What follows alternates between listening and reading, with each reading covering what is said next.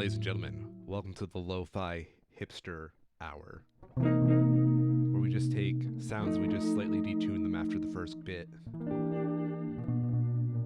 I'll say, Yo, it's working.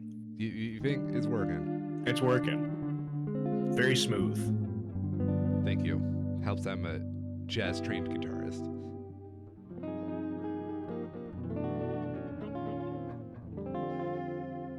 I'm the Abyss Orion, and I am a hipster piece of shit. And I'm Cairo, and I've been busy for ever, it feels like. So I'm eating pizza while we do the show in a very unprofessional manner. So I apologize in advance if I hear my smacking lips. What kind of pizza do you got? It's just some cold cheese pizza. Oh. It's just this has just been my I think 3 weeks now, where I've just been going every day, all day. I was even just today, today was the lazy day. It's just damn it, I've got 3 hours in the morning. I should try and see Spider-Verse. I managed to make it work, and I got back from that at 12:52, and now here we are. Honestly, I think you made the right decision with your free fucking hours. I agree. Let me actually check. So I got the Rotten, spoiler alert here. It's a good movie.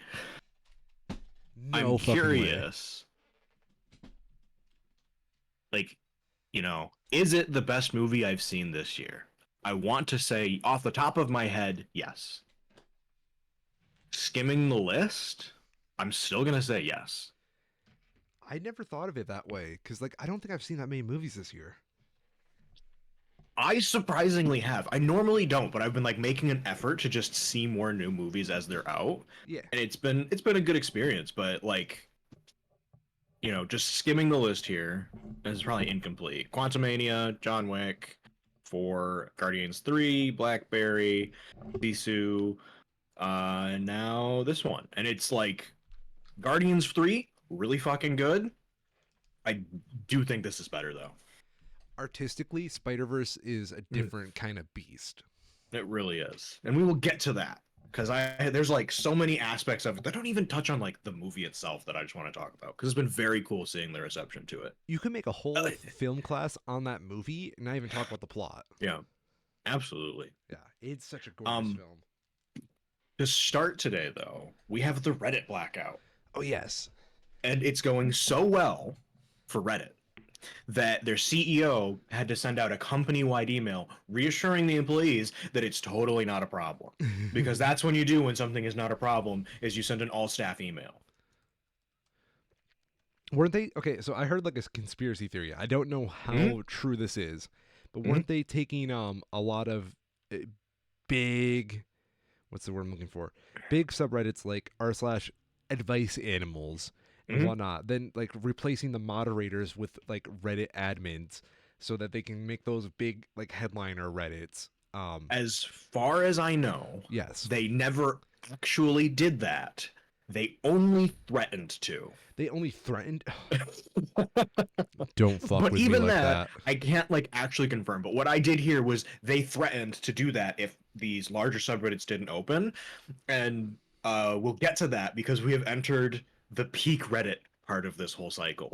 This whole thing is peak Reddit, right? Yeah. Who else has the free time to actively not do what they've spent basically their whole life doing, right? Yeah. Reddit mods, of course. Of course.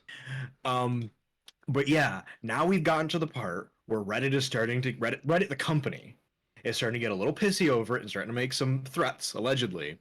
And we have entered the malicious compliance phase, and it is beautiful. I love it.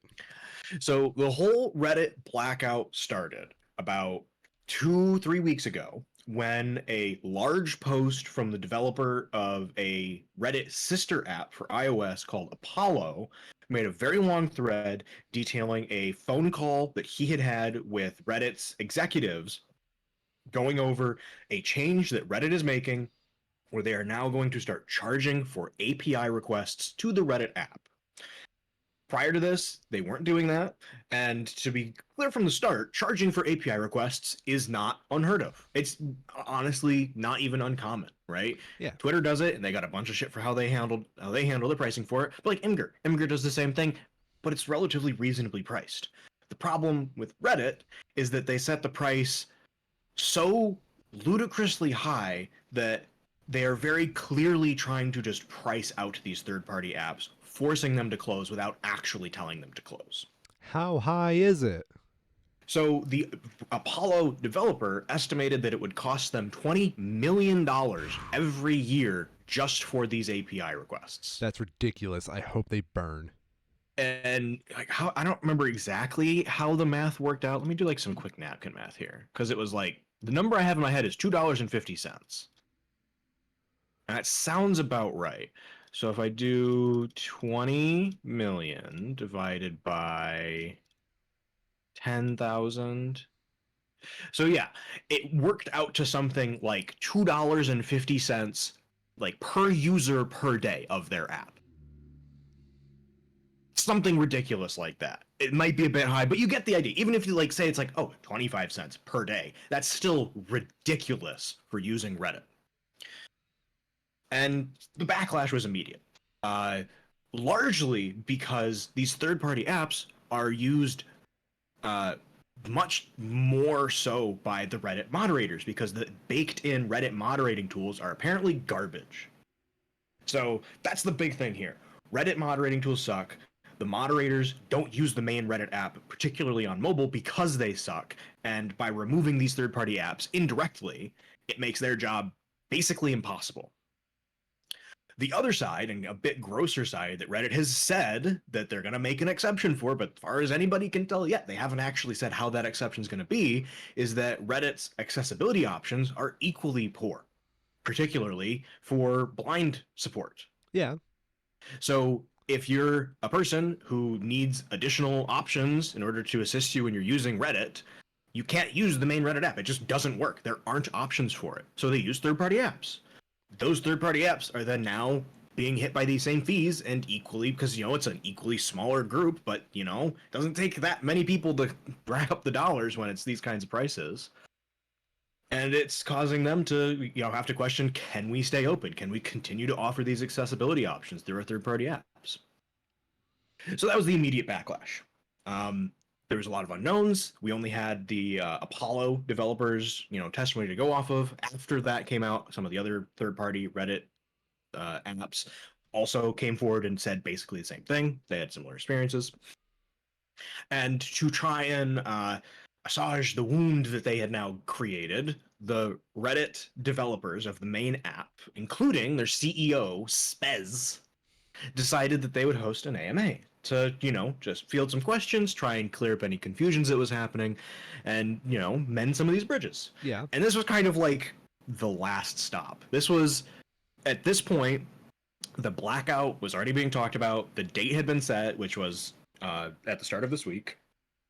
And the threat at the time was that, on this day, we're going to go dark. We're going to set all the subreddits to private for at least 2 days, and then we'll reevaluate. So the AMA was like this attempt to try and, win over some hearts and minds.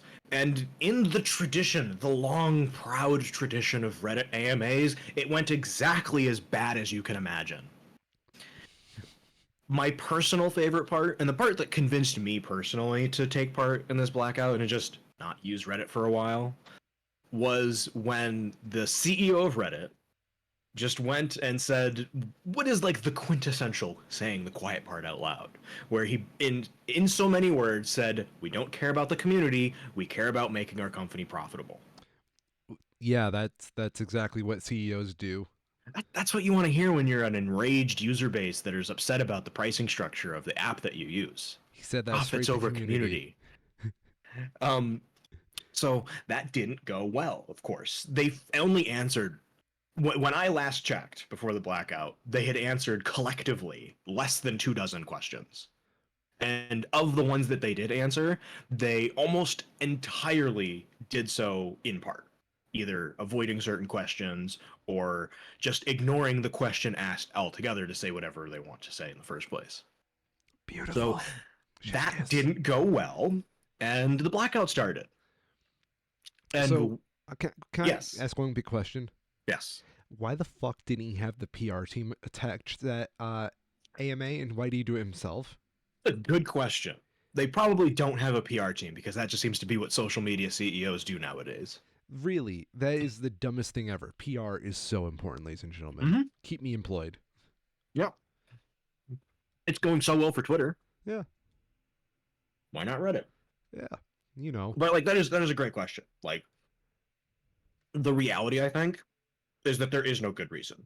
It's that they want these third-party apps to not work so that they can collect excessive amounts of data from their users as they use the app, push excessive amounts of ads to them, so that it makes their because they're angling for public stock launch is the big thing. that makes sense. So they want Reddit Prime, the core Reddit app and webpage, to be as desirable as possible for that launch. It's gone so well. Has it though? No, no, it hasn't. There's a really good piece as part of the AMA that was I found very amusing, where Spez said, I think this is I'd have to go out and check, and I don't feel like doing it, but this is basically word for word. Reddit has never been profitable, and we want to change that. And it's just like, well, if it's never been profitable now, how do you think this is going to change that? That's what I was And that wondering. and that's the big question. Okay, you want your company to turn a profit. Cool. How does this do that? Because it doesn't. Reddit is still so wildly unprofitable, and this is such a marginal slice. Like $20 million for a company the size of Reddit. That's fucking nothing, Yeah, right? yeah. They're not going to fill their holes in their balances by this. So it's just such a weird move. You know what I think it is? What's that? So, do you know that like lately stocks have been very biased towards what's the word I'm looking for? Like tech companies? Mm-hmm. Yeah. Oh yes. I think they are just very afraid they're not going to get that tech company bias when they go public.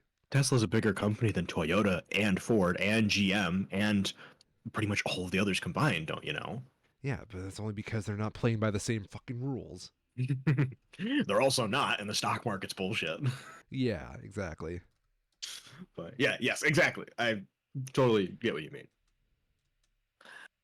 So yes, the blackout started. Something like over 7,000 of the 8,000 or so subreddits that there are went private on Monday and stayed private until Wednesday. And then Um, they went back to private. it has been back and forth. Um, Hilariously, at the start of it, for reasons not quite known, but it seems likely just due to all of the unique traffic that was generated from this. The Reddit main services went dark completely for about 3 hours after the blackout started. Hell yeah. So it seems like all of these subs just immediately switching off broke something somewhere. That's very funny. I'm so proud of this community. Yeah. So a couple days go by, we get the all hands email that says everything is fine, don't panic. And at this point, most of the subreddits that started at the participation of the blackout are still participating in some form.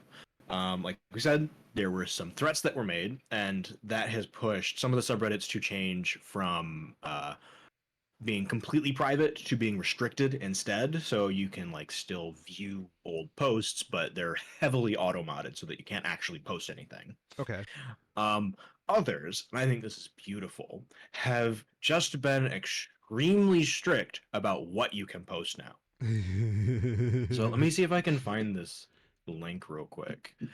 But the best one is for r/pip, where they have instituted a rule where now they will only allow users to post pictures of sexy John Oliver. Yes. Wait, which one was this again? rpix, Our picks. Proud of who it. is a 30 million plus subscriber subreddit. So they're open now. You can post on there, but it has to be pictures of sexy John Oliver or it's getting removed. Another one in a similar vein, shit posting, which is smaller, but you know it's a shit posting subreddit. It's exactly what it says on the box. Has changed their rules such that if you make too many API requests on their subreddit, they will start auto modding and deleting all of your posts and comments because they are too stressful for that load to be put on the Reddit servers. And it's something like 4,600 API requests, but when you look at what API all is, which is like, you know, the post, the title of the post, the username of the poster, the picture of the poster, the upvotes, the downvotes, the number of comments, the number of shares, any of those comments, those usernames, those username pictures, the ups and downvotes on those comments, any links that are embedded within them, etc., you very rapidly hit that limit and just can't post things anymore. Yo, yo, yo, yo, yo, yo. Wait, wait, wait, wait, wait, wait, wait. Yes. I just saw a picture of what Spez looks like. You're telling me this dork is in charge of Reddit? Oh yeah. This guy Somehow. looks like a frat bro. Oh I my believe god. it. Like, Oh my god, I forgot. Okay. Yeah, yeah, yeah. I just remembered another thing that we need to talk about because it's so fucking stupid. yeah, go on. But yeah, so this has been happening. It's still more or less going on. Um, we'll have to see where it goes.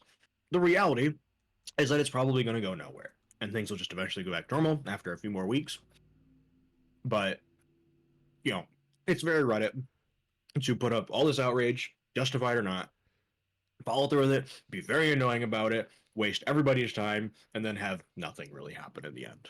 But we'll have to wait and see.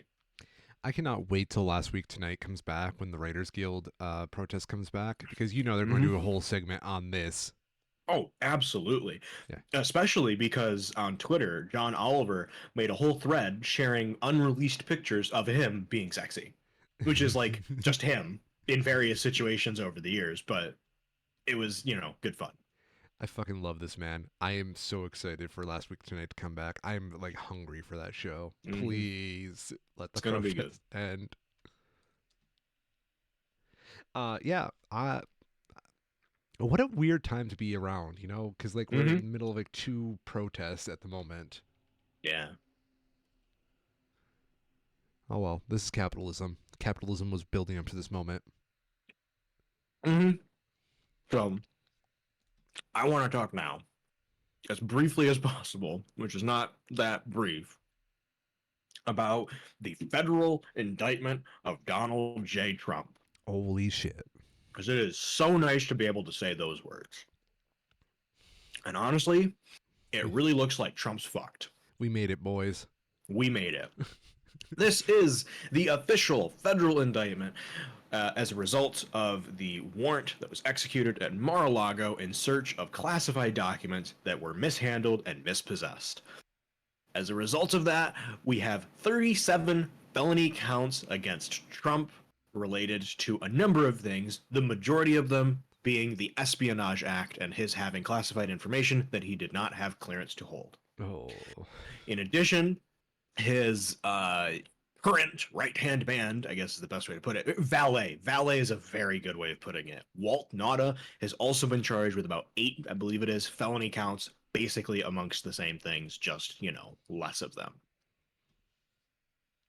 Among these federal charges for Trump, there are 31 counts for willful retention of national defense information, that is the Espionage Act, one for false statements and representation, one for both Trump and Nauta, conspiracy to obstruct justice, withholding a document or record, corruptly concealing a document or record, concealing a document in a federal investigation, and scheme to conceal said documents.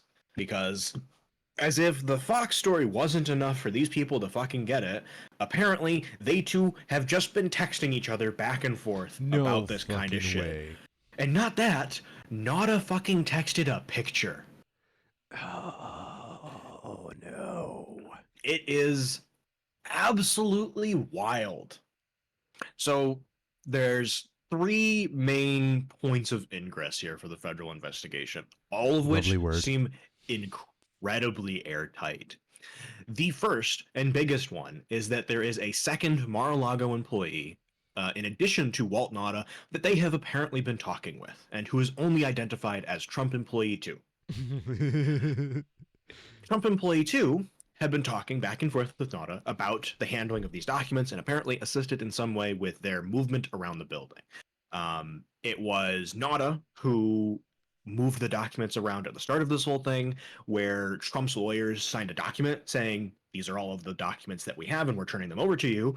And apparently, for Trump's lawyers, that was genuine, which is good for them because they got really fucked over here, where Trump had ordered Nada to move half of the boxes out before the lawyers were able to look. So when the lawyers got there, they saw the like 60 or so boxes that they had at that point, dragged them all out, gave them to the FBI, said, this is all we have, and then got fucked over when Trump told Nada to put the rest of the boxes back where was in the storage room.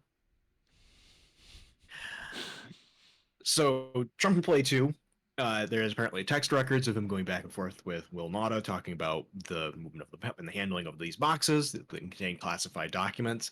And in just so good.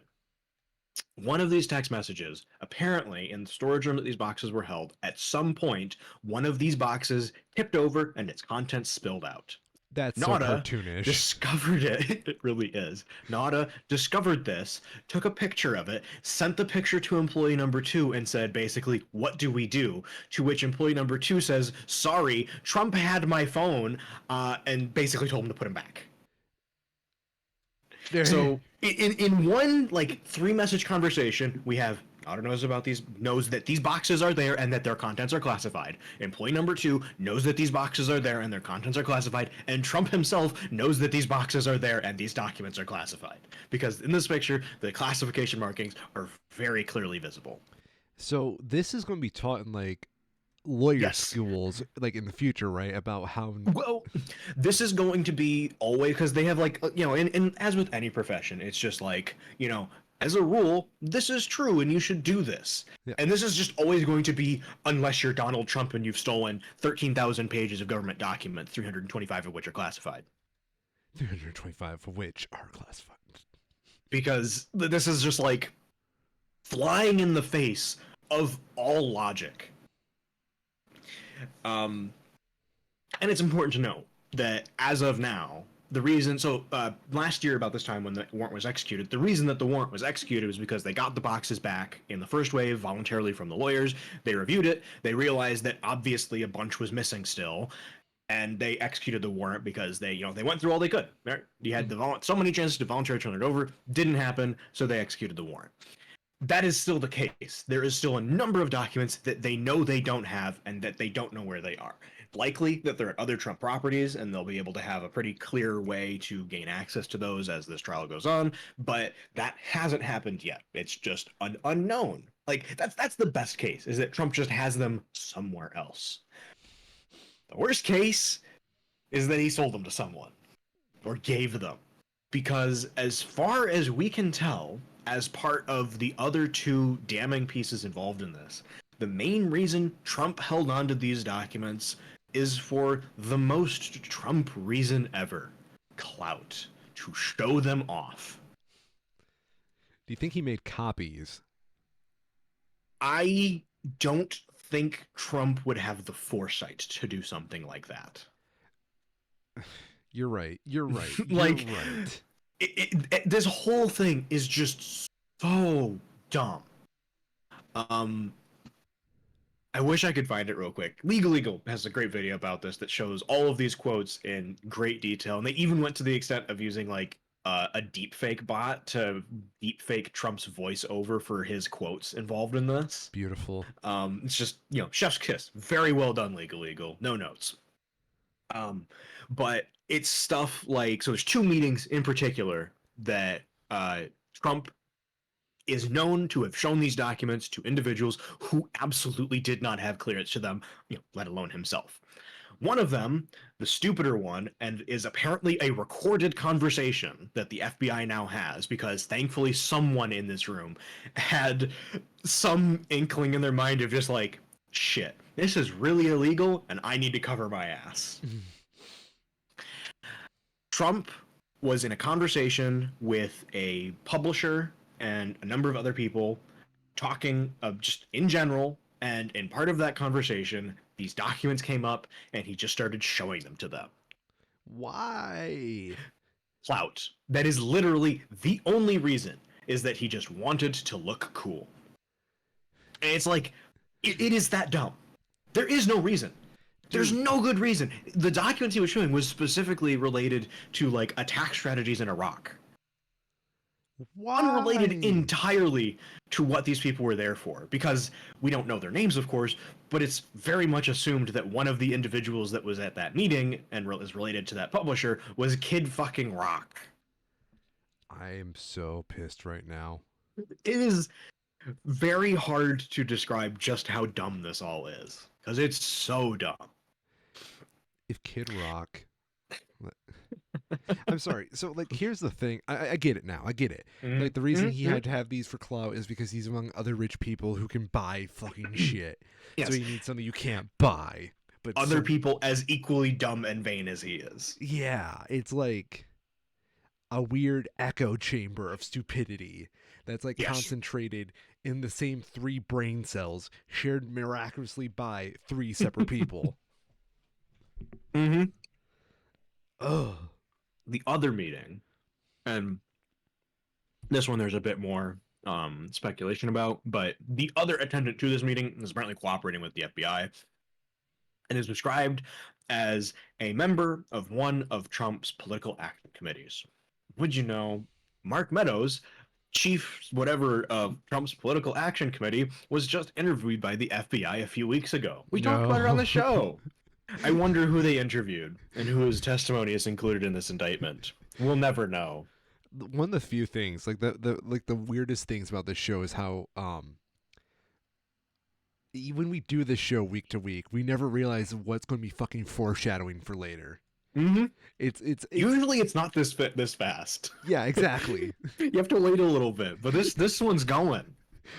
Oh my god. This is like at the end of the season when all the through lines Mm-hmm. have to come in.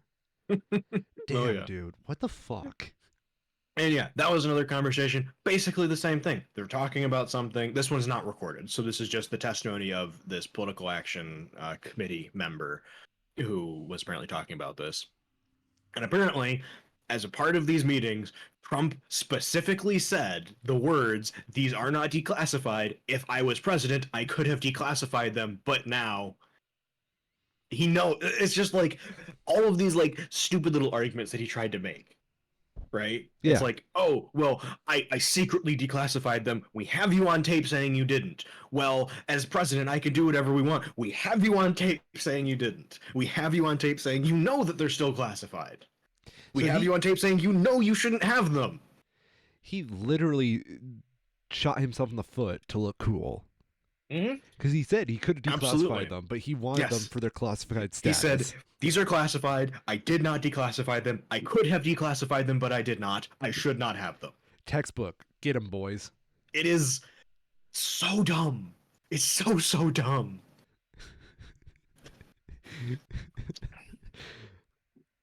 And it resulted in Trump being arraigned earlier this week. I think it's going to be very interesting to see how Trump is handled compared to Nada. As far as I know, Nada hasn't been arraigned yet because he doesn't have a lawyer, which is just like immediately the first, like, oh yeah, these two people are very different. But also, Trump has 37 charges against him. Nada has 6. Trump was arraigned, had no mugshot, wasn't held.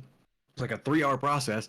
I would be willing to bet significant money when Nada goes in for his arraignment, he has a fucking mugshot taken at the very least. Oh, hell yeah. Totally.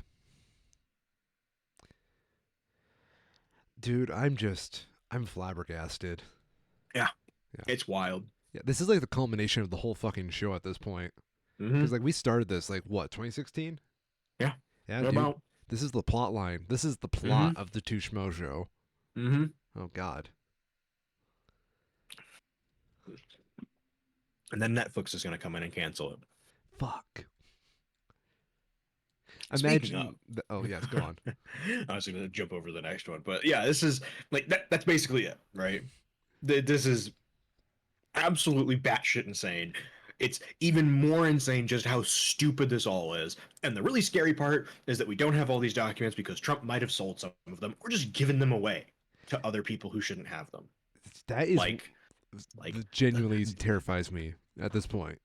yeah. Yeah. He's had multiple meetings at Mar-a-Lago with, I want to say, Saudis. Could Yeah. be wrong on that. But, you know, a group of people that has generally not always been super favorable to the interests of the United States. Mm-hmm. So the national security risk is very real still. Do you think we will go to trial on this? Oh, absolutely. Yeah. Trump has already pled not guilty, Yeah. and we're gonna have to wait and see, right? Trump's not taking a plea deal because the reality is that any plea deal he tries to get is going to be a probably a longer sentence than any judge is actually going to give him, unfortunately. Mm-hmm. This is also a situation that is so like unprecedented, and the spread and number of these specific type of federal charges related to like the Espionage Act and willful retention of national defense information, that Legal in his video talked about sentencing, because that was the big thing with the New York state of New York case, is that yeah, there's a ton of charges here, but under the state of New York's sentencing guidelines, the term for them is all probably going to be less than 2 years for all of them. And because of how the state of New York operates, it's very likely that those terms are going to be served concurrently. So he would only be in jail for like 6 months to a Yeah. year Yeah. in reality. Yeah.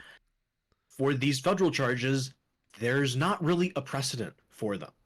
And there is so many, and they are so egregious that while the federal courts still have sentencing guidelines, it is literally unprecedented, right? It Mm-hmm. is so bad that you can't look at the book that tells you how to prosecute it because they couldn't think of it. Like, no one would be this dumb to be both the former president and commit all of these crimes and get caught for it. What's the word that we use But for this here we whole, are. like, what's the word I'm looking for? Presidency? Unprecedented? Unprecedented is, yeah, Yeah. It is the very word. much. Yes. I Okay. do love how through all of Trump's many controversies and whatever through his presidency, John Oliver coined the term stupid Watergate for it. Oh, yeah, of course. And we've now come full circle in 2023 with stupid Watergate, where Trump is on tape at his own meetings indicting himself. It all comes around. I'm not a crook. Like I do just want to mention how absolutely insane it is that like you would have thought Republicans would have learned this lesson in the 80s, Yeah. and apparently they haven't. Well, things have changed. Yeah, now they do it all by text. Yeah, Those are very dude. secure. They're boomers, dude. They don't understand that. Republicans are going to have to rapidly start learning out about WhatsApp. They probably still Mm. think Snapchat doesn't delete your text. Oh, I wonder what Anthony Weiner's up to. Okay. All So right. here's my big question, and this will probably be the Yes. last thing. Sure. When it goes to trial, Yes. do you think there will be people fighting for it to be broadcasted? Well, I'm sure I would love that. Yeah. I think most people would like that, but it would also be pretty that like that would also be unprecedented, right? Yeah. Maybe I would say just from the perspective of keeping the prosecution, their witnesses, anybody tangentially related to this as relatively safe as they can be, the less visual publication of it, the better. You're right. I didn't think about the Yeah. witnesses. That's a Because, good like, point. even for the prosecutors, because there's going to be a ton of prosecutors involved with this, if their face is on a camera screen for 12 plus hours a day for who knows how long, that's going to put them at significantly more risk than having pictures of them in articles talking about it after the fact. You're right. And we don't need a January 6th at the prosecutor's Yeah. house. It will probably at some point happen regardless, but yeah, limiting the chances for that to happen is good. Yes. You're right. Chiral wins, everybody. Mm. Unfortunately, I would love that. That would be so entertaining. Like, because like we had it with the Jones trial, right? Yeah. It was hilarious to see this shit happen in real time.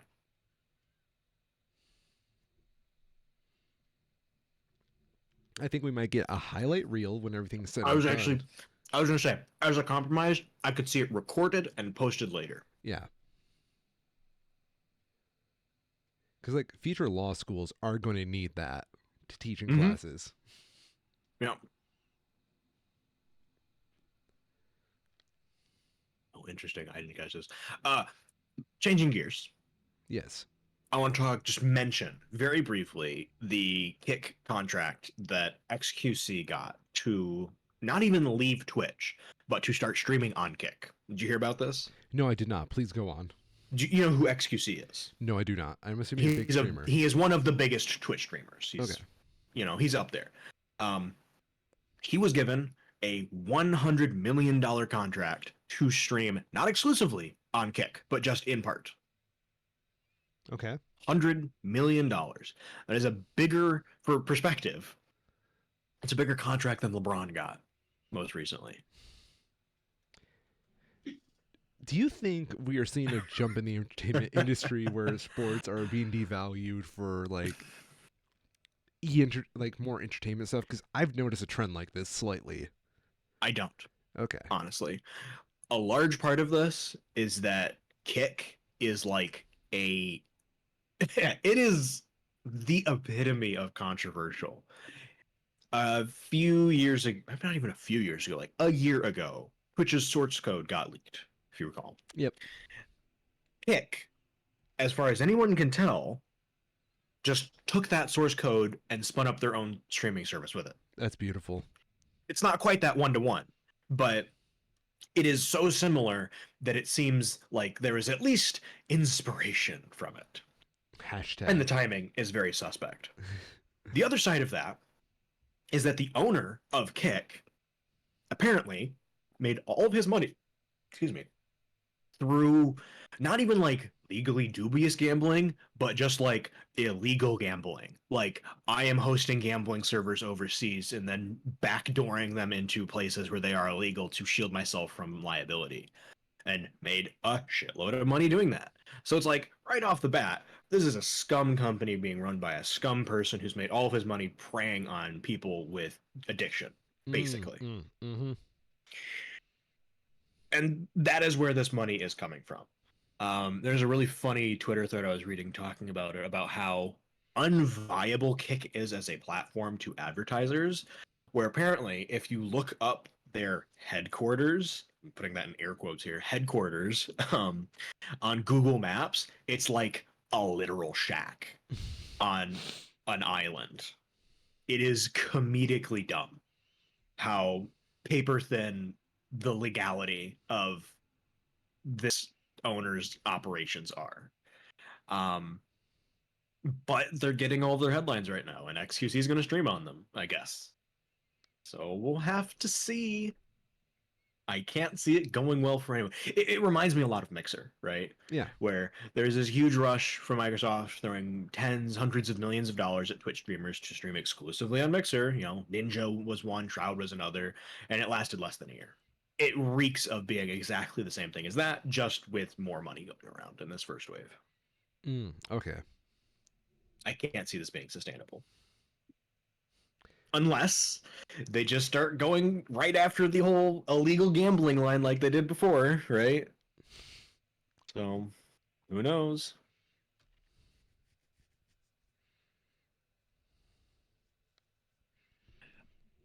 Beyond that, I mentioned Netflix. Yo.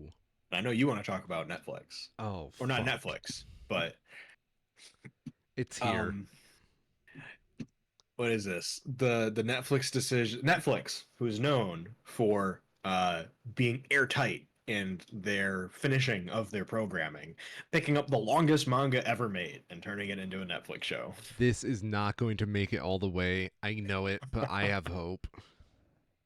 Fucking Netflix has finally put out the trailer for what will be the live action One Piece adaptation. Mm-hmm. And as a One Piece fan, I'm pretty hyped. Mm-hmm. I know I'm probably going to get 2 seasons max, but I'm praying something good happens. Yeah. I, having seen and lived through how oh Bebop Netflix. yeah, Bebop, how Cowboy Bebop went, I am not getting my hopes up. No, so I'm that's what's killing me about this is I know like the slightest thing they're going to pull the fucking trigger.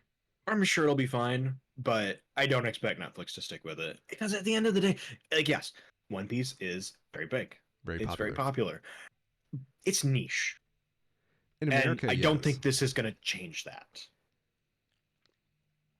Unless they're partnering to have this distributed outside of Netflix, which is, as far as I know, just not something Netflix does. I don't see how they. I don't see how Netflix is going to be happy with this. That's the big thing for me. People, it could be great and people will love it. That has never stopped Netflix from canceling a show before. So here's the part that scares me. Have you heard about the budget for live action One Piece? No, I haven't. Okay, let me pull up this budget, right? On average, each episode of that's the anime. One moment. It's like I know that's too low to be it. Okay, the total budget for 8 episodes of this first season, right? 8 episodes. Okay, yeah. 150 million. What? Yes. No. Yes. Oh my god. Yes. What a money pit. It's huge, dude. I don't understand how it was supposed to have 10 What is episodes, but then what they is it going to? what? What did they put the money on? Oh, they built every set from scratch. Well, sure, but like Yeah. that's not that still doesn't add up. Dude, I don't Because fully get it. keep in mind, Yeah. budgets like that don't count like advertising, right? No, they don't.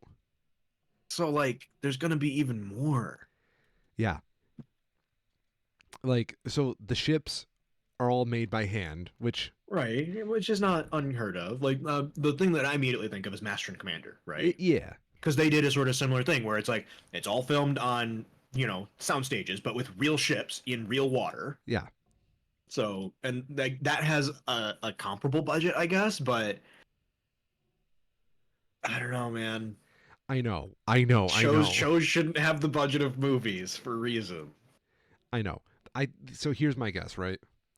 I've been calling this the great chase for the next Game of Thrones. Sure. And I think this is what they're throwing. They are trying to throw in the ring for a Game of Thrones, because obviously it's got enough material to last them a very fucking long time. It's a gamble.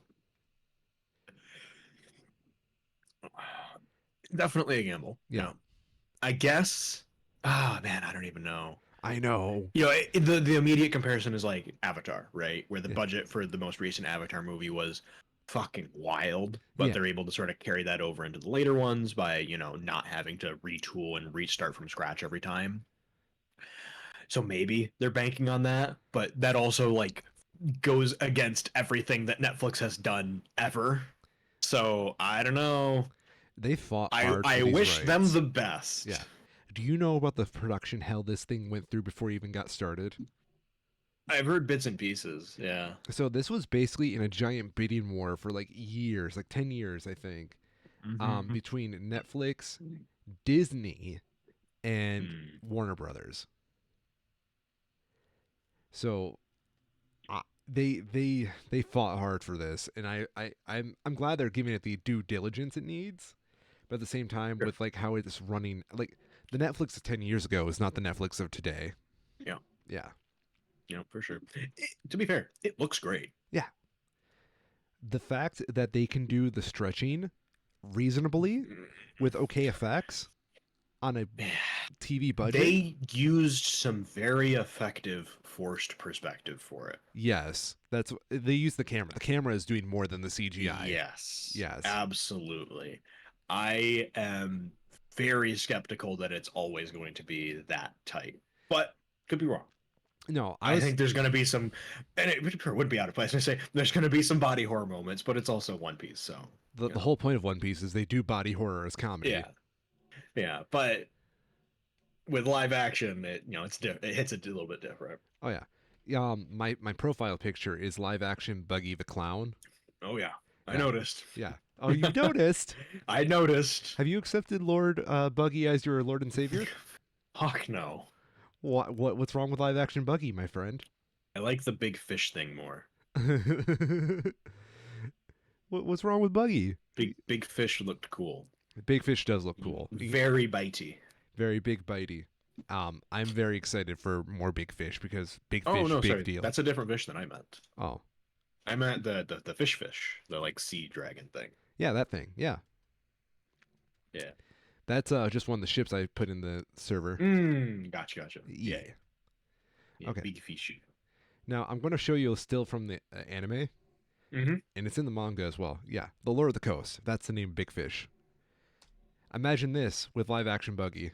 I don't want to.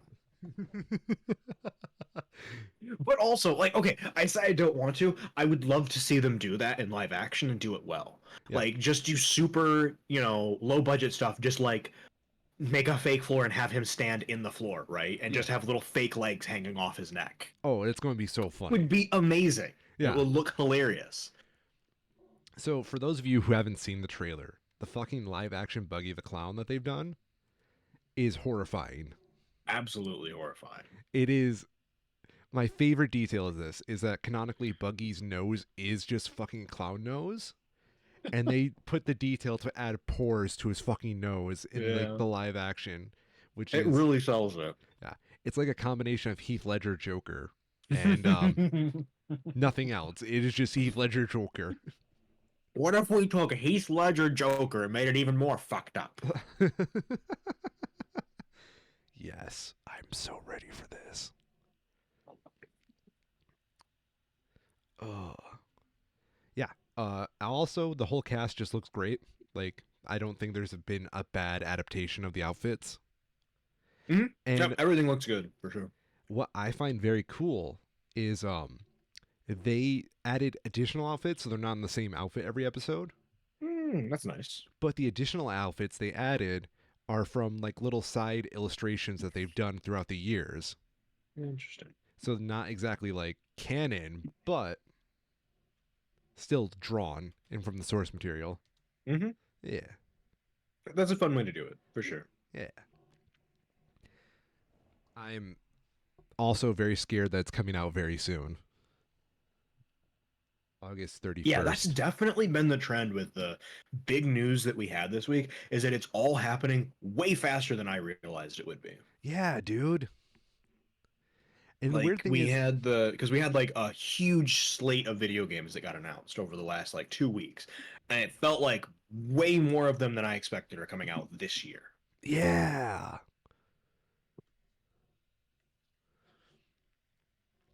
This is a weird year, dude. Mm-hmm. Oh, you remember how I said that 2017 was basically the sequel to 2023 was the sequel to 2017 at the beginning Mm-hmm. of the show? Well, before Yep. the show, the whole development for One Piece live action, which is coming out this year, started Mm-hmm. in 2017. Wink.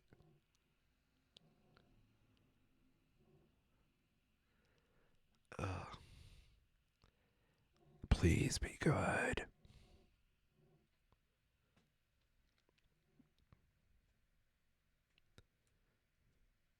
Any thoughts you have on One Piece live action before we move on?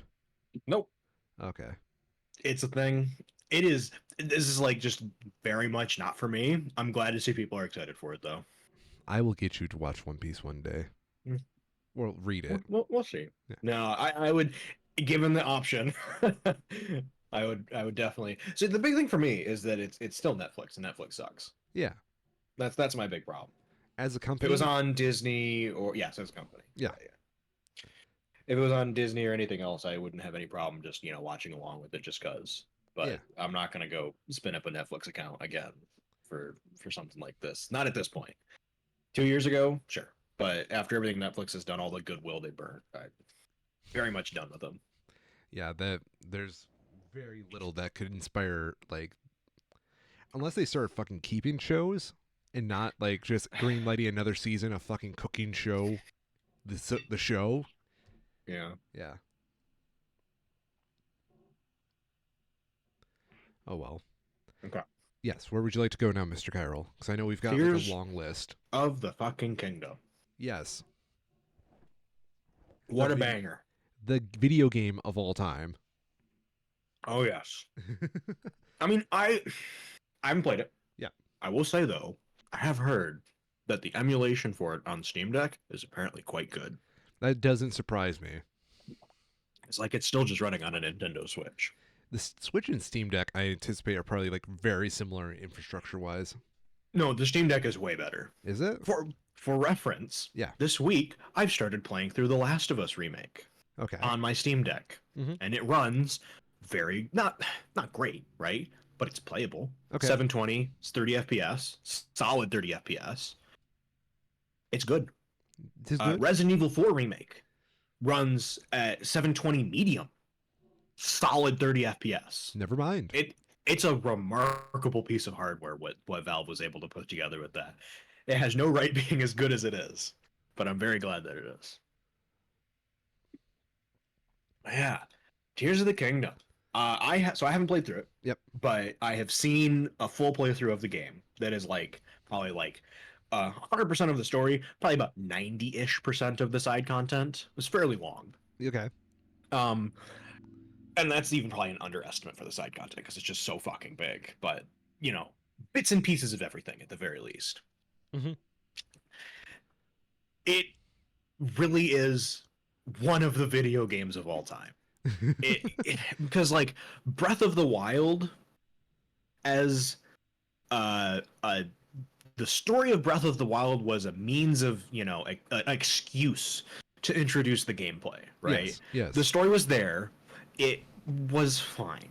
It was not exceptional. It was fine. It was not the reason that you were playing it. You were playing it because it's a great Zelda game. It has these great mechanics and these great systems, and it's fun to play. The story was serviceable. It did its job. The story was nothing more than a collectible to find in the world. Tears of the Kingdom takes all of the great things mechanically about Breath of the Wild, doubles them, doubles the map, and then also delivers you just a really fucking good story on top of it. Yeah. The hype is real. It is very real, and I think we'll talk about this a bit later, right? Because, you know, Game of the Year is a very easy title to throw for it. I am hoping so much that we get a damn good fight between Tears of the Kingdom and Starfield that is releasing in September of this year somehow. I would be up for that. You watched the Starfield Direct thing, right? Yes. They are setting the bar fucking high. I'm hoping Bethesda doesn't pull a Fallout 76 because I'm prepared for overpromising. Mm-hmm. The best news I heard this week wasn't in that direct. It was an interview with Phil Spencer talking about the Bethesda acquisition and what that meant for Starfield. Okay. Apparently, when Microsoft bought ZeniMax and from that Bethesda, they started like a very high level overview, like executive level of just like, all right, Bethesda, what are you working on? What's happening? Run us through it. And Starfield was one of those, of course. Of course. And apparently, at the time, Bethesda presented Starfield as basically a finished game. You've got my attention. Microsoft looked at it very hard, looked back at Bethesda and said, no, work on it for another 10 months. And that is probably the best news that I've heard about it, is that Microsoft saw the game, told them to delay it without saying anything because they didn't have a set date yet. Because Bethesda was like, yeah, we probably have that, we can do this. It's probably about a year ago now, where they're probably planning a similar sort of release cadence. And Microsoft's just like, no, do another year, make this good. Yeah. And it seems like they did. We'll talk about that later. Yeah. Because I want to talk about Zelda first. But I want this battle to happen because, like, it would be just such a great battle. Battle of Gods. To see, like, a Microsoft first-party title going up against a Nintendo first-party title. I can't think of the last time that happened. It would have been like when fucking Fallout 4 released. And that was 10 years ago? Yeah. If even that Fallout 4 was a mess, so probably not even. And it wasn't even a Microsoft exclusive. You have to go back to, like, Halo 3, maybe? I don't think they even had the Game Awards back then. No. Yeah. This is very cool perspective battle to see here. But Tears of the Kingdom, Yo, what a banger! what a banger! I can What understand the why. fucking like Yeah. everything else aside, the fucking music is so good. So I can see why someone stole my copy when I bought it from Amazon. Just like, yeah, I get it now. I get it. Like I'm not even mad, bro. I hope you're enjoying it. Yeah, You caused me a lot of shit that night, but but cool, bro. yeah, I hope you liked it. Yeah, I get it, dude. I'm happy now. Oh, that's funny. I mean, yeah, I knew the music was going to be a banger just Mm-hmm. from like Oh yeah. the trailers. The trailers, Yeah. Zelda, Breath of the Wild was the same way. yeah. You know, their music, what do they have on it? Their composers, they have four of them. I'm not surprised. Yeah. There's so fucking much music in it. It's all great. I think Sound design is yo. industry leading. So Tears of the Kingdom, I heard there was someone that did like a small snoop in there, like as they're trying to decompile it for like the eventual data mine. Mm-hmm. How many tracks do you think there are in this game? Oh shit. I could like individual like scored pieces, not just like little jingles and stuff. So this includes little jingles because Okay. apparently in there they have incidental jingles that play differently depending on how you achieved it. Oh my god. Okay. Yeah, I'm probably gonna try and lowball those like 100. not even fucking close. Yeah, no, I figured there's so much. 979. God, can you imagine if they did like a Titanfall thing and just put all the flax in there instead? How fucking big that would be. Oh my god, they range from like 3 seconds to like 3 minutes and a half. I believe it. Yeah.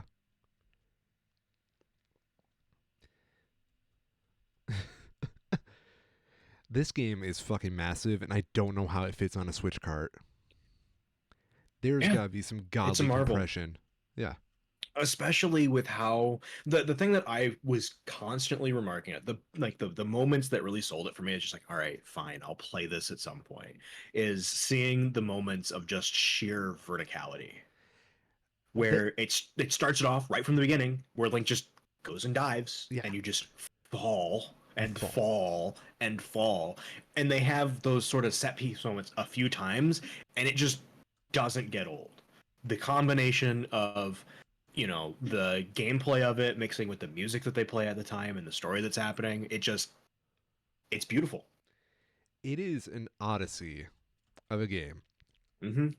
There is some things I've never thought would be possible. Like the scary thing about it is like it is so built off of Breath of the Wild that I have a friend who is playing Breath of the Wild because he wants to play Tears of the Kingdom and he feels he has to Mm-hmm. play Breath of the Wild Yeah. first to understand the jump. I was watching him play the other day because he wanted Mm-hmm. some help on some of the shrines, Yep. and I was like looking at it. I'm like, this feels so unfinished. Like it's a tech demo at that Well, point. now that you see what they did, yeah. Yeah. Like there were times like so like the simplest thing is ascend. The game's like one of the main defining features. Idea is as long as there's a ceiling above you, you can jump up to that ceiling and go through it. Mm-hmm. Watching him play through Tears I'm Breath of the Wild, every time I saw a ceiling, I automatically thought, okay, what's above that? What's the ascend function there? Yeah. And I realized you can't do that. Yeah. And it made it feel like so limited just from that one aspect. Mm-hmm. Yeah. For This sure. One of my favorite aspects of it, and most of like the challenge shrines, a streamer I was watching, is just like the question of how many of these shrines can you solve with a big stick? And it turns out it's most of them. Yeah, yeah, yeah. And I think that's amazing. That's just great. One of my favorite things from the original Breath of the Wild is a challenge called Eventide Island. Mm-hmm. Basically, you arrive there, takes away all your equipment, you have to start from scratch, you have to rebuild everything and try to survive on the island. Mm-hmm. It's the best part of that whole game. Yep. And they made that into a type of shrine in this game. So there's Yeah. multiple versions of that exact same gameplay function, and that's amazing. Mm-hmm. Ugh, I cannot say enough good. And you know what's the best part about this game to me? What's that? It's fucking horrifying. Oh yeah. Yeah. This game will fuck you and give you nightmares if you let it. Mm-hmm. Gets heavy for sure. Oh, hell yeah. Those Goro people, Goro? fucking ugly. Oh. Gorons? The rock thing, Yeah. yeah, sure. I'm joking. I know. Easily my least favorite class of characters in this game. Damn, dude. They're just so Racism. dumb. They're just simple rock people, dude. Yeah. Stay Sorry up they in the can't be fucking your sexy volcano. bird or fish people. Wow. At least the Tears the Zelda developers, Mr. Oh, who is it? It's Numa? not Miyamoto. Yeah. Yeah. Gave us the compensation of a new sexy animal type, Which was. the ancients, Oh, yeah. Yeah. Yeah. The Zonai. The Rauru and dragon people. Minoru. No, not the dragons. The like, I guess they kind of become dragons Yeah. Well, ish. the Zonai in this game I've considered to be just like dragon people. Did you get the image I sent Yeah, you? I did. That's pretty good. Thank you. Yeah.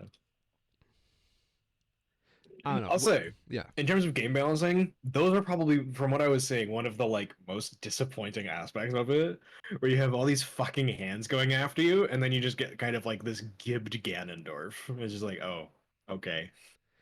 I don't know. That scared the hell out of me the first time it Oh, happened. absolutely. Yeah. But like compared to the fucking centaur dudes. Oh, the Lionels? Yeah, the Lionels, it's just like start to finish, you're on your edge. You got to be ready for it. Those, it starts off strong and then it kind of peters off a bit. And that's mostly because there's so many ways to cheese it. Yeah. Yeah. One of my favorite things about this game was probably like going as high as I possibly could on the Sky Islands Hmm. and then diving straight into just like one of the chasms. The Hmm. chasms in this game, Oh yeah. horrifying. Hmm. I think that's the best part of it that we didn't really realize until it released was that they had the same systems underground as they did for the skies. Exactly. Yeah. They didn't put It's any of the underground in the whole marketing, and that's amazing. it is pretty interesting to see the parallels between Breath of the Wild to Elden Ring to Tears of the Kingdom. Oh yeah, dude.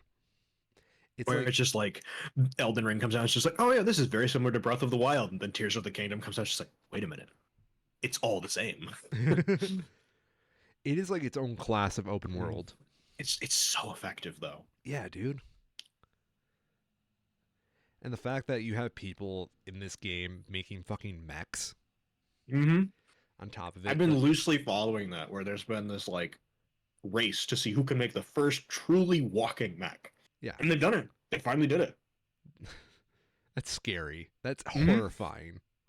I wouldn't be surprised to see if somebody is able to cheese their way into making the Breath of the Wild mechanics Turing complete.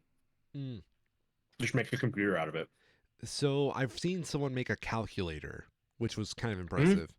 Yeah, Um, that's the start of it for sure. yeah, I think what's going to impress me the most is I know there's a race to make the divine beast from Breath of the Wild, the giant fucking robot animals, Hmm. in Tears of the Kingdom. That's cool. Yeah. I hope that being able to like port it to PC helps with that, because I could see many a Switch combusting trying to render all of those pieces. Oh yeah. Like this game runs smoothly. Don't get me wrong, but there, if you Yeah. know what you're doing, you can make the Switch Oh gasp yeah. for air. Yeah. Yeah. It's still the Switch. Yeah. Yeah. Like especially when you're doing those like big dives from the Sky Islands down to the Hmm. chasms, it will need to be like, oh yeah, give me 5 seconds, bro. I need to like breathe. Yeah. Yeah. What do you think of the story overall? I really liked it. You did? Okay. I did. Way more than I expected. I expected to just be watching through it because it was a streamer that I liked, and I think they're, entertaining and fun. Yeah. But I found myself surprisingly engrossed in the story and how, figuring out how it concluded. What was the most interesting part? Okay, so keep in mind, I've not seen the ending yet. Yeah. So without the ending, I think God, I have to like go back through it and think about it. Um, the I liked the way that they set up the cutscenes for it, Hmm. being, the Tears of the Kingdom, right? Yeah. I thought that was a really effective way of mixing the like meaty parts of the story that are obviously not happening concurrently with what Link is doing Hmm. into what Link is doing in a way that feels natural. I really enjoyed that. Hmm. And in the same way, I really liked their spin on the like, oh, go climb the tower, open world game player, and scan your surroundings to get the map.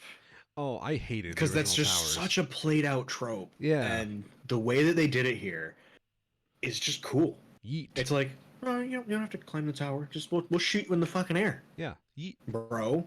Deal with it. Find your way down. It's not our problem. I had a friend who didn't get the paraglider. Okay. Yeah, Will it let you do that without the paraglider? sort of. It will. If you go to the right ones, it will let you go Yeah. in there. Oh, And if you then like skip the first one. yeah, That's great. it won't play the cutscene either. You'll just like get sent up You just there because you don't have like boom. yeah. That's great. Survive, bitch. Oh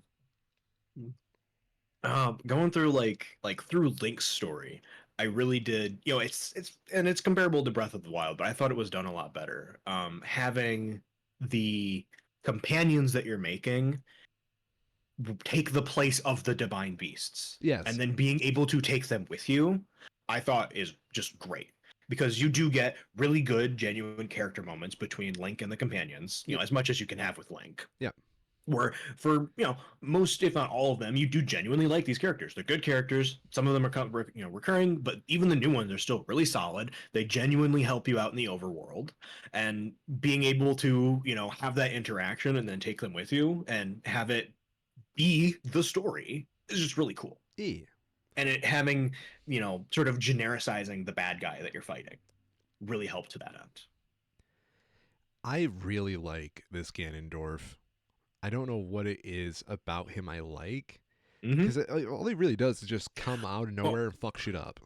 I'll say it's because he pivots very well between creepy as fuck and sexy as fuck. You're right.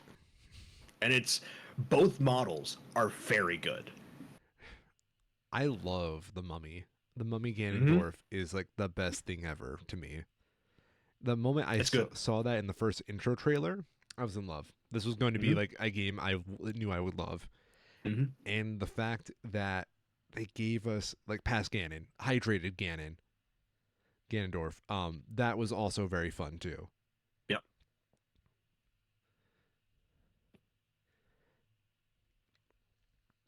Yeah. For an open world game, it does its job well. Yes, It does a very good job of incorporating the story into it. it will never get anything as good ever again. There's no way they could Mhm. do it a third time. Watch them I do it would a not third put time. it past them to just like invent the fourth dimension Oh my god. and then also put it into a video game Oh, and then also have it be able to be understood by the layperson isn't and that the then also craziest make part? all the money. Yeah. Because like there was actual rocket scientists trying to figure out how they did the physics engine in here. Oh yeah, Yeah. because it's really good. Yeah, it's really good. There's like It's satisfying. It's weighty, but allows you freedom still. It strikes such a good balance. it's hard to do that because like Mm-hmm. there's that door everybody freaks out about. It's just this random ass door in the game. Mm-hmm. They have a simple wheel on there. Mm-hmm. The wheel is just there to activate and pull a chain. Mm-hmm. And it does that in real time with the chain, Mm-hmm. and the chain lifts the door. Mm-hmm. Most of the time in video games, it's just the door lifts because game. But no, it's That's the game. actual chain. Yeah. Yeah. And they're doing it on the fucking Nintendo Switch. On the fucking Nintendo Switch. Imagine what they could fucking do if they gave it to like something higher. Mm-hmm. Yeah.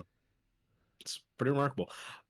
I hope that for the next mainline Zelda game, I would love to see them like go back to basics and take take all the mechanical knowledge that they have now and just squish it down, Yeah. flatten it out, force you to think about it, with the same mechanics that you've already learned, think about them in a new way.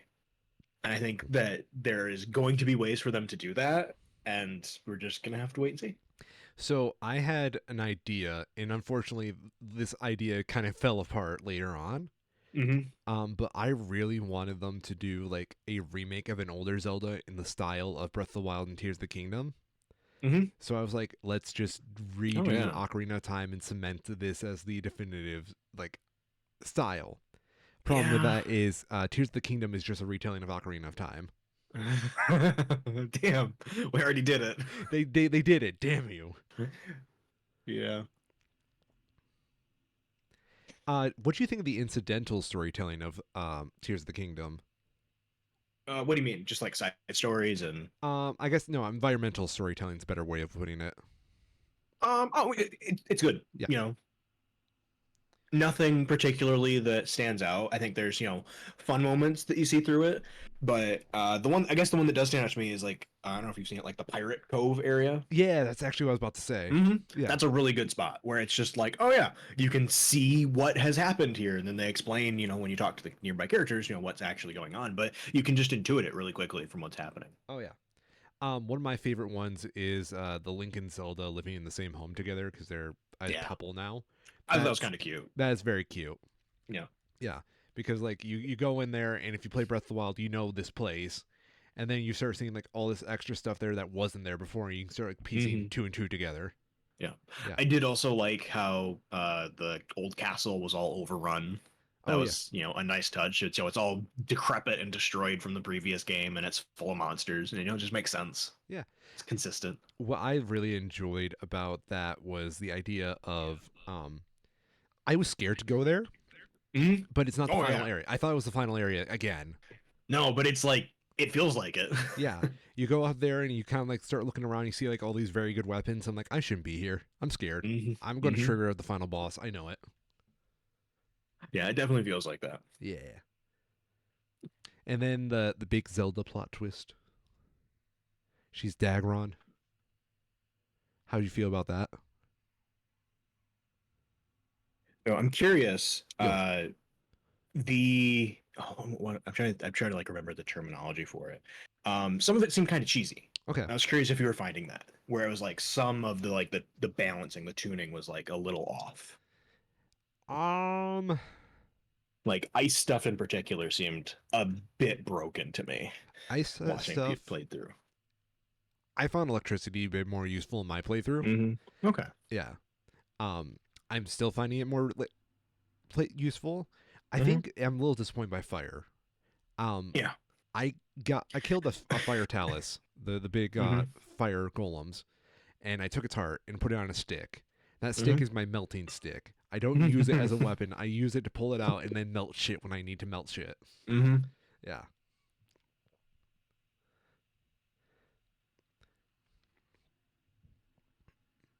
Did you hear my Yeah. comment about asking what you felt about Zelda Dragon? No, I missed that. Oh, how do you feel about Zelda Dragon? I while it was a little bit predictable once you like see it and it's like, oh yeah, Yeah. that's they're gonna do a story bit for that, and then they do the story bit for that. Yeah. I thought it was really well done. Yes. And while Zelda the dragon to be immortal and pass through time hmm was pretty obvious, having the Master Sword incorporated into that as how it is fixed, I did not, and I thought that was very cool and led to a very cool moment. So I called that she turned into a dragon. hmm But what I didn't expect was that she had the sword on her the whole time. Yeah. Because like the whole game, I'm just like walking around. I'm like, where could that thing fucking be? I know it's here hmm somewhere. And I'm hmm just like trying to run through like all the possible locations in my head. I'm like, where the fuck is it? hmm Yeah, That was a very cool reveal. it was a very cool reveal. I do also really like how I think I've seen it in every playthrough I've seen in it. At some point, somebody starts to wonder how high and how far can I sort of like budge my way into this the wrong way? How Yeah, badly can I play this game to progress, right? yeah. Everybody With has that. rockets and gliders and everything involved. And I love that at the end of it all, you realize that that is the intended way to do it. That you have to do this in order to get to certain areas to finish the story. where it's Yes. just very perfect, where you get this very real feeling of, you know, thinking you're very clever and you're cheating the game and you're beating it. And then it's just Yeah. like, what took you so long, bro? Yeah. It was like, oh, you took the long way? Yeah. Yeah. It's very good. No matter how you solve a puzzle in this game, I guarantee you'll find somebody do it faster than you on a different Hmm. way. Yeah. I'll say, come the next GDQ, the game I am most excited for to see speedrun is going to be the Gollum game. But this is going to be a close second. That's good. I like that. I like that.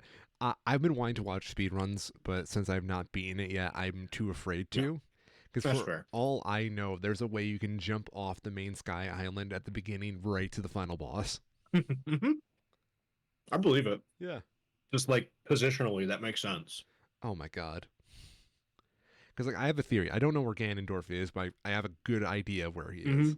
I will say though, I do think that barring some other uh game sequence breaking thing, Yeah. you wouldn't be able to beat the final boss because you do need some of the companions, I think. Yeah. So I went to where I believe the final boss is. Yeah. I'm calling it as the chasm underneath Hyrule Castle because that's where the whole shit Yes. started. Yeah. Um, I went down there, and the first thing that awaited me when I went down there was like three horriblins, a red, blue, and black one. And I Hmm. realized I can't take on three at once because I had no sages. I had only like three sticks on top of Hmm. bigger sticks, and I realized I'm a little bit in danger, Yeah. and I ran. Yeah. Yeah. No, you're on the right track though, for Thank, sure. thank you, thank you. I Yeah. was just so certain because obviously that's where they found the mummy in the first place. The mummy's got to be down there. Yep. Yeah, Exactly. it's not like he's got major legs to get out of there. Have you played through the like fight arena things? Any of those? What do you mean, like the Colosseums? Yes. I started one, the one underground, Okay. and it was my first Lionel fight of the game, and I was Okay. very happy to Yes. know That that was the one I was on. You've started the hardest one. yeah. So I was happy to know all my Lionel fighting skills from Tears in Breath of the Wild Hmm. passed over pretty easily to Tears of the Kingdom because it was a Yep. fun fight. I was pretty weak. I didn't have like full stamina. I didn't have Hmm. I only had like 8 hearts. Yep. Killed it by the skin of my teeth. Right. Hmm. Hard part about that Coliseum, you can't tell what the rank of Lionel you're fighting because they're all covered in gloom. So you Yep. can't tell if that was like a red Lionel, a blue Lionel. So I automatically just assumed it was like a standard red Lionel because I haven't fought them yet. Mm. So I kill it. And then I was just like, okay, I am the best. Give me that chest. And then all of a sudden, like the second gate opened, and then another one come charging at me. I'm like, this is not fun. So Yeah. I start attacking it with my weapons, and then they're all breaking on it, and I'm Yeah. doing like no damage. And I'm like, what's going on here? What's going on here? And then as I'm looking around, I see the other gates with Lionels in them, Hmm. and I'm like, no. Video Game Donkey had his little like the Tears of the Kingdom preview video that he put out Yeah.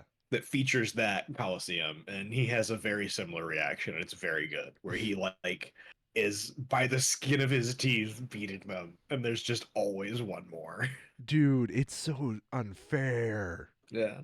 Yeah, I'm just grinding gloom weapons in hearts containers to go back down there. Hmm. Have you come across one thing that I just top of my head, just keep going through these. Yeah. The like throwback weapon items and skins. I have found some older equipment and armor. Hmm. Um, Like so, like before Tears of the Kingdom. yeah, I've got the Fierce Yeah. Deity's Okay. mask. Yep. Yep. Yeah, Yes. Exactly. Yeah. yeah. That Yeah. I thought was those are really cool. I was Just cool shocked touches. because I saw people with them on social media. I'm like, oh, they used Yeah. amiibo for that. No, they're in the Right. base fucking game. Yeah. You just get them. You got to earn them. Yeah, you just gotta find them, dude. You Yep. haven't found them yet. You're the problem. Skill issue, bro. Skill issue. What do you mean you haven't looked into this random cave and then gone down like this really deep slope? You tell me you're afraid of Yeah. heights? Yeah. Fun game. Yeah, dude, it was just like it blows my mind. I know what's in that Coliseum down there, and I Yeah, want it. I want it yeah. bad. I want that Majora's Mask, but I don't want to fight five fucking Lionels. Have you seen the reward for beating all the shrines? I have not, and I Okay, kind of I want to keep am that. not gonna spoiler it for you. It is very cool. Is it cool? Okay. It is very cool. Yes. Oh, I hope it's something cool. Like most of those sort of like bonus items, not super powerful, but still very cool. Like last game when you get beat all the shrines, you got just like this Link's version of the tunic and hat, which I was happy to get. Mhm. So I'm anticipating it's something similar to that. But then at the same time, Similar, yes, but I would say much better. yeah, Just from like a cool factor. well that's what scares me because I'm like as I'm playing it, I'm thinking about what it could possibly be, and I know that you can get the other Link's hats and tunics. So I'm like, it can't be that because that was like your reward for getting it without amiibo. So Mhm. what could it be? I'm guessing it's an armor set, but I also just don't know. Yeah, far as I know, it is not anything that can be gotten within an amiibo or like through any other way. Of course, Yeah, game's great. the Easily game's going to go down as one of the like we've been joking about it's one of the games of all time. It's one of the best games of all time, yeah. It no somehow question. made one of the best games of all time obsolete. Yeah, Yeah, yeah, absolutely. yeah. If you've not played Breath of the Wild at this point, you really don't need to. Like Unless watching you want to cutscenes. play, like if you haven't played these games, play this one first. Yeah. It is so much better, and if you like it, you can go back and play Breath of the Wild and just re-engage with the mechanics again and see another slightly outdated version of it because it's still a very good game. Oh yeah. But this is just superior in so many ways, pretty much every way. Oh my god. So I go out into r/ Tears of the Kingdom to see like people's wacky creations. Mm-hmm. Someone made an airship. Mm-hmm. This is not fun. This is not fun. I feel dumb compared to Was it? these engineers. I don't think you mentioned me. The person who bootlegged the fans from one of the shrines to make an airboat. Yeah. Did you see that? That's honestly, I think that's what I'm sending you. Oh no! So somebody, well, maybe this is the same idea, but it's just like the open-endedness of the shrines. There's apparently a certain type of fan that isn't normally available. That maybe it is something like that. Yeah, where they took the fans from the shrine by taping them to their sword, and then put them back in the overworld, and was able to do shit like this. That's scary. That is absolutely It's scary. it's very scary. It's so cool though. Yeah. It's like it reminds me of like what the modding community would do with this kind of creativity and ingenuity, but it's being done in the game. Yeah. Dude, this game is just the auto build mode. Yeah, When I yeah, yeah. when I saw that, I'm like, oh, that's cool. I just need the material and I can rebuild something without having to like spend an hour getting the positioning right. No, you can just like spend like this one resource to just get the material right away as well. What? Mm-hmm. That's not how you play the game. That feels like cheating. Yeah.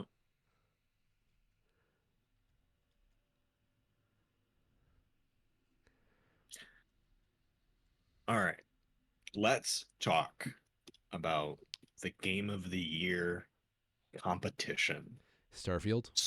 Starfield. So, for me, this is the game I have always wanted, and looking back on it, is the kind of game where I've like played other games to try and get this experience. Where like when I was playing through Fallout New Vegas and Fallout 4, I was playing it and like building the character around ideas that would be more fitting in Starfield.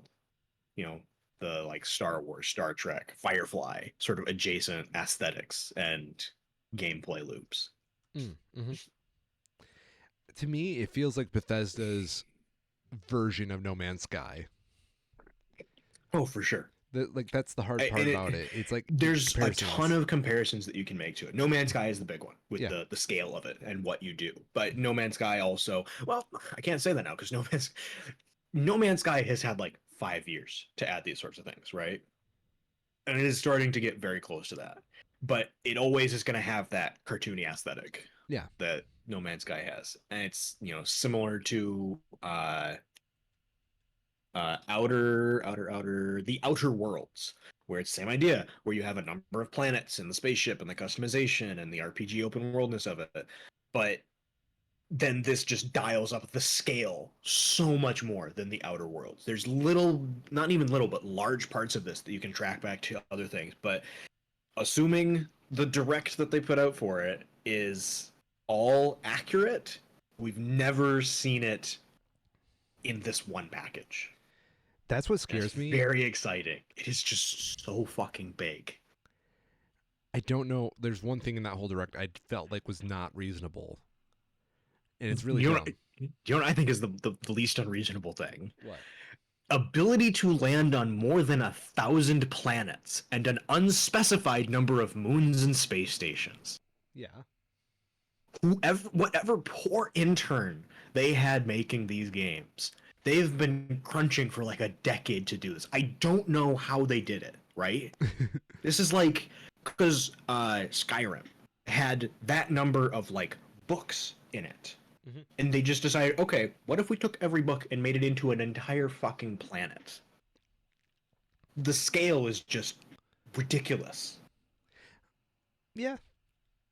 It does not make sense. To me, the one thing that doesn't make sense is that the ship can say your name. I refuse to So believe that. that is, I am going to assume, very limited because they've done stuff like this in the past Okay. where they'll have certain characters just rattle off like thousands of names to splice into those sorts of places, or Okay. like a specific character, and it'll be like, hello, Charles. And yeah, it's limited, but probably legitimate. Where, you know, if you have a standard English name like Howard, Yeah. it'll be able to say that. Never mind then, because that was the one thing that took me out of it. I'll say though, with the rise of that is a genuine use case for the sort of like AI or semi AI large language models that we have, Mm-hmm. where assuming it knows the language that you're playing the game in, and assuming that the name that you have selected for yourself is using characters from that language or is, you know, linguistically of the same, there isn't a reason why they shouldn't be able to have a relatively, you know, not super resource intensive system to analyze the name and generate a phonetic response Okay. in a character's voice. I don't think that's what they're going to do. They'll probably just have like a set list of, if your name is one of these, it'll say your name. Otherwise, it'll just say captain. Mm-hmm. But they could do that. And that's like the kind of use case that we should be seeing AI for that will help improve video games. I agree. I think that is definitely something that not too hard to implement. Mm-hmm. And I think to get all of like AI where it needs to go, you need to start with those small things instead of people trying to make a whole fucking movie with AI. Yep. I'll also say I am, and I guess maybe we just don't know yet, but on the surface, I am so glad that the word procedural generation wasn't said once. Oh Because hell it would yeah. be so easy. And that was the big thing with No Man's Sky, right? Is that it's technically infinite or whatever. When it's not. It's just very, very big. And you could easily see them trying to do the same thing here. Like, oh, we can have the universe stretch forever. We'll just procedurally generate a bunch of planets. I'm so glad to see that, at least at the surface, it seems like they didn't do that. They just actually went and made 1,000 different planets and gave them biomes and habitats and unique aspects to all of them, presumably names, right? Mm-hmm.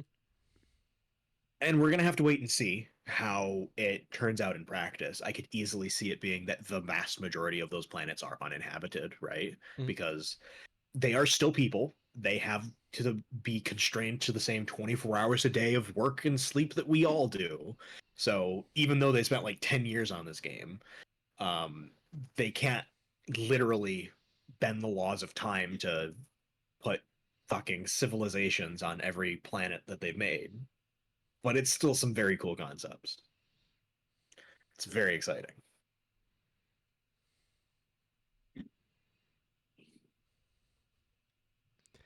I am excited, and I just hope that we don't have another Fallout 76. But based off the story you told me earlier, I have faith. Critically, this is a single player game. Okay. So it's not going to have the online bullshit that Fallout 76 had. They Good. might try to do some like online shop kind of crap, but like what game doesn't anymore, unfortunately. Even Fallout 4 ended up having purchasable stuff, DLC. Mhm. Um, so yeah, we will just have to wait and see. But I am very anxious to get hands on with it, or more, just as much to have other people get hands on, so we can get some first impressions because it looks very cool. Doesn't it? One of the big things that I noticed watching the video for it that was so different from me compared to Fallout 76 and its presentation, because it's Todd Howard on both of them, right? Yeah. This one was clearly heavily scripted, Oh, hell yeah. which means it would have gone through many rounds and levels of review and editing. And that makes me optimistic because it gives people less room to embellish and exaggerate. And for a lot of what we saw people talking about, it seemed legit. It seemed reasonable within what they were showing that what these people were saying was true and, accurate to the game. Like, there's a whole fucking shipbuilder put into this just cuz. Yeah. That's wild. You just never thought we just needed like a fucking shipbuilder right in the middle of this whole giant RPG? I'm very glad that they did, but I don't know. I guess I would be curious to see, like, how big is their studio, right? Yeah. How many people worked on this? Just beat the game, Wikipedia dude. says about 400, but I can't believe that. This is just so big.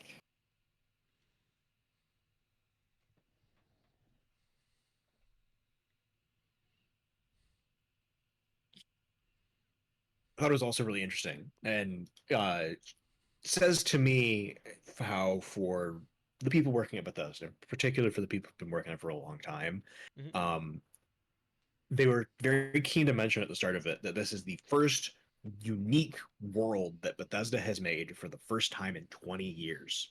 Isn't Where that it's such a not going weird back to thought? Fallout, it's not going back to the Elder Scrolls, it's completely new.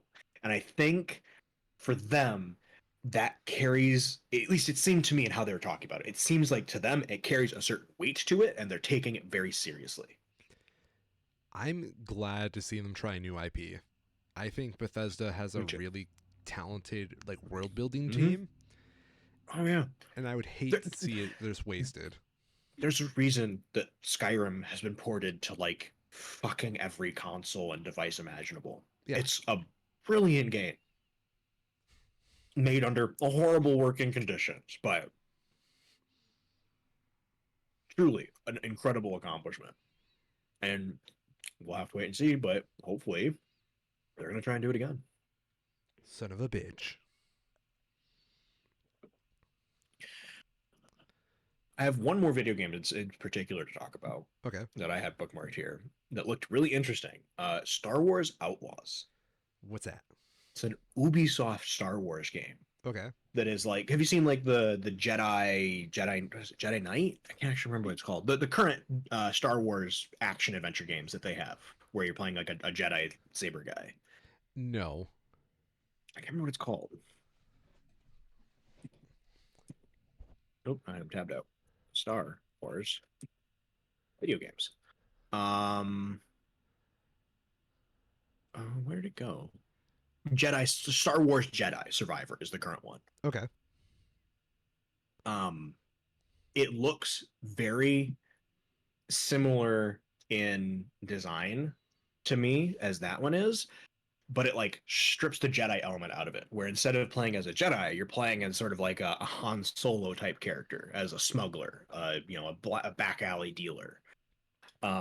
And it takes you, it's action adventure single player. It goes through its open world and it takes you through a story in the Star Wars universe as this character.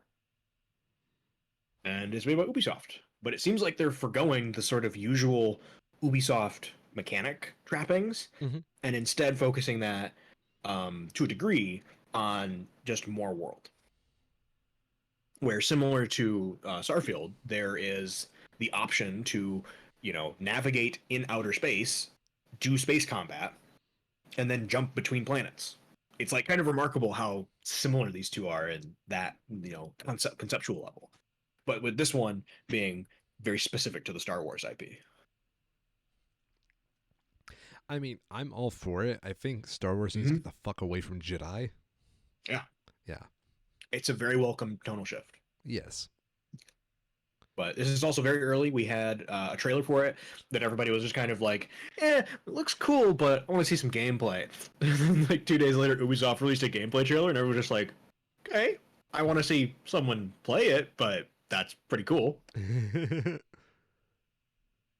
They have a system in the game that's sort of like the GTA Wanted level thing, but this is just like superficial, right? But they have a similar sort of splash screen that when the Empire is after you, it does this big splash screen over it. And it's all red, but it's got like the fictional Star Wars characters and stuff with it. Mm. The like script. Yeah. It's just like little things like that, where it's just like GTA but Star Wars, and it's done well. For a lot of people, that's all they want. Yeah, dude. I also think it's really interesting, as a side note, to see that it's Ubisoft doing it because Ubisoft is also doing the Avatar, like the Way of Water Avatar game that's coming out this year. Oh, Frontiers of Pandora? Yeah. It's like Ubisoft is sort of like sliding slowly back into that sort of like licensed publisher position that they had.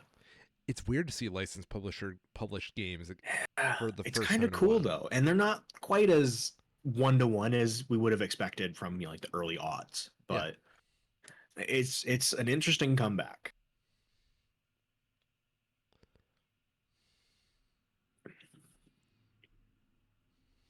This is pretty great and like wonderfully vague. Star Wars Outlaws is a single player, third person action adventure game in the Star Wars universe.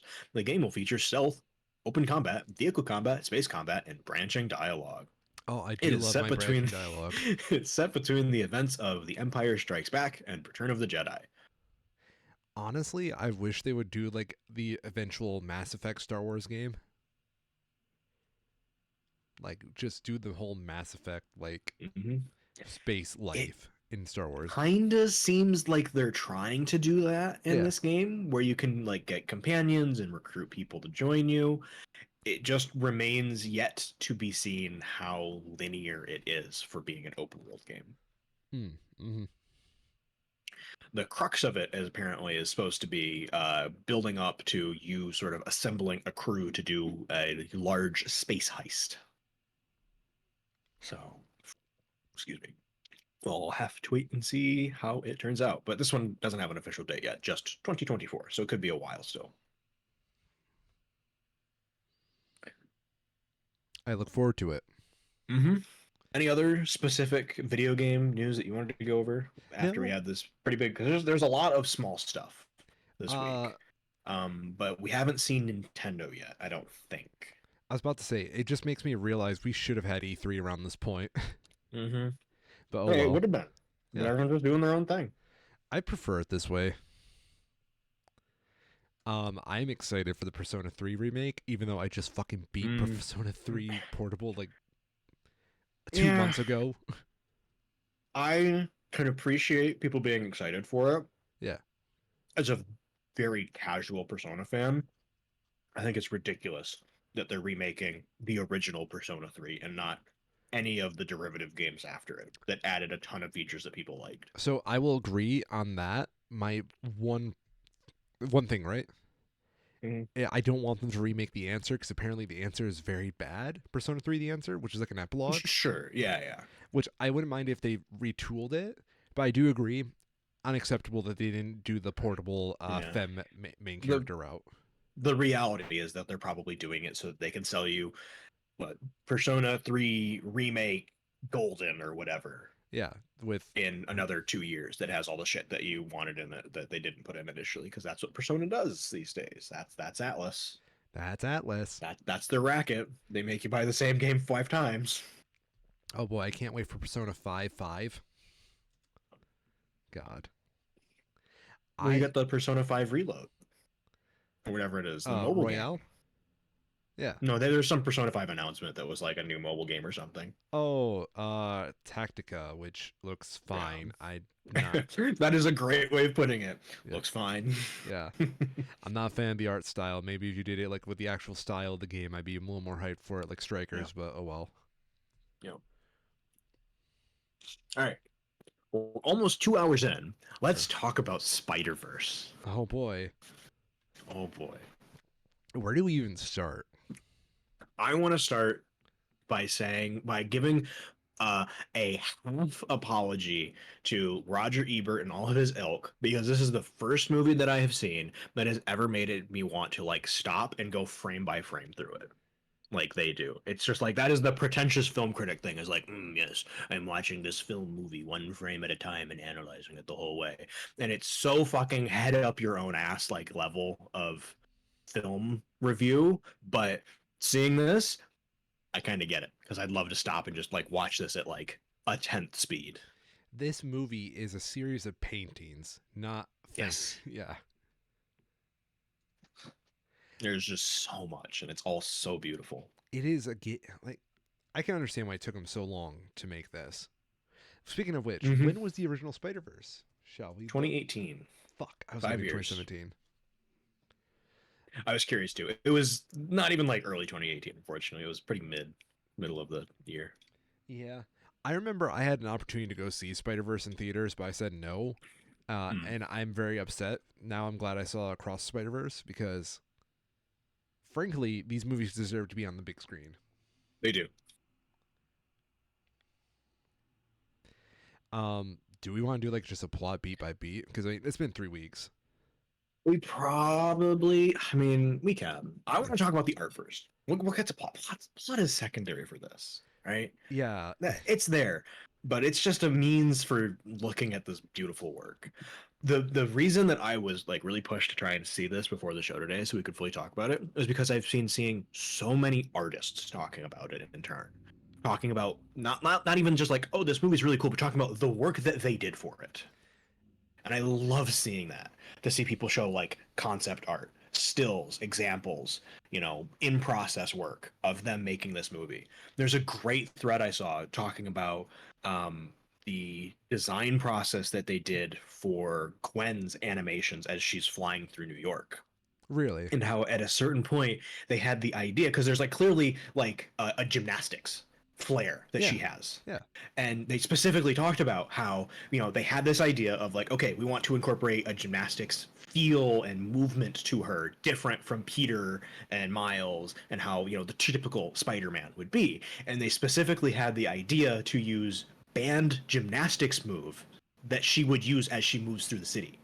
So in the early sequence that it has her, swinging and dashing just around the city doing the voiceover, she is doing these gymnastics moves that are apparently not allowed to be done in competition due to like their risk of injury. Okay. And that's just like a little detail, but is very, very cool.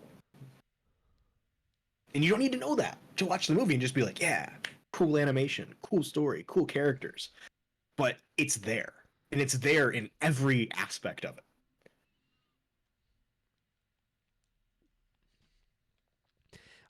I love that they kind of expanding on that philosophy to the other like new spider people in this movie, Mm-hmm. because like no two characters swing the same way. I love that about this. Yeah, You have Miles, who is he moves a lot. he does. He But he has a swagger to it. you know what I'm about to say, right? What's that? I'm going to reference that infamous IGN review. Okay. You brought that upon yourself. Yeah. The exaggerated swagger of a black teen. Oh my god. But it works, and it's Yeah. super relatable, right? I was going to say he has more For fun. his, well, I mean, also true, but he does. He is, a young teen Yeah. who is a little bit overconfident, and that shows in the way that he moves. He Yeah. carries himself very tall, with a bit more confidence than someone of his age and experience probably should, but he owns it, and it is very effective, and it shows through in his movement. Yeah. I agree. Yeah. I think overall, my favorite is Spider Punk. We will get to Mm, eventually. yes. His movement is so fun. That character is so cool. Shout out to my fellow Les Paul bro.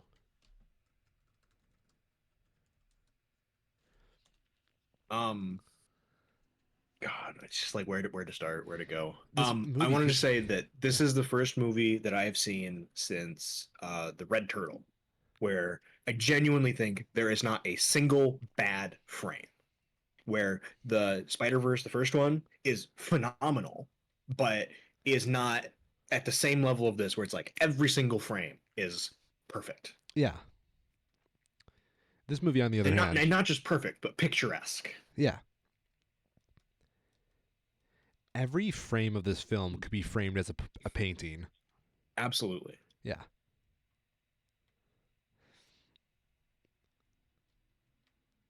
In fact, I really want the art book for this movie. Hmm. I think it really shows how the promotional shots for it are all obviously stills from the movie, but they all look like something out of a comic book, like ripped straight out of it. Oh yeah. There's like no limit to what they do in this film. Like Hmm. it's not like a consistency issue because it's all consistent. It is just all over the place. Hmm. It is highly consistent in how inconsistent it is. Yeah. In the words of a great spider punk, I hate consistency. I think like my favorite character in this movie outside of Spider Punk's like movements, like animation wise and like visuals, Hmm. the Spot. Yeah. Yeah. The Spot, it takes this movie, but it's so weird because like he's prominent in the first third, Yeah. and then we see him like twice after that, and he's like Yes. the main source of conflict for this whole film. I really enjoyed that aspect of it, right? Because like in most movies, and especially in superhero movies, right? I guess just like talking about this specifically for superhero movies, you usually have your sort of like A plot problems and your B plot problems, and there's usually like a major villain and a minor villain, Yeah, right? yeah.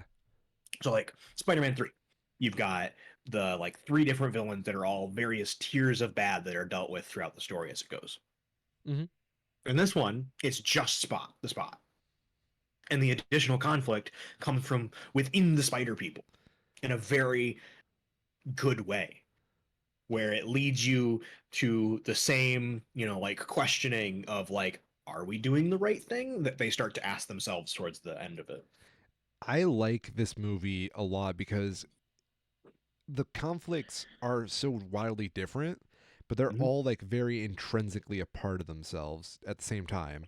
Because Yeah. like it's not Miles versus the Spot; it's Miles versus like the universe at this Mm-hmm. point. Versus society. Yeah, Miles Morales is the true comic book character who fights against society. Mm-hmm. And it is. It's literally him versus the system that's been constructed around him. Yeah, a black teen against systemic issues. That's terrible. Um, I love the idea. Like this movie sets up one basic fact about the Spot, right? And it influences everything about the plot. It's that he's the one who got the spider to bite Miles. Mm-hmm. He brought the spider from another universe and it bit Miles, which makes sense because the events of the first movie was a lot of people committing chicanery with the universe and trying to like bring things from other universes over. So factually makes sense. And then like because of that one incident that he started, everything else happens. And oh, it's just it's elegant, you know? Mm-hmm.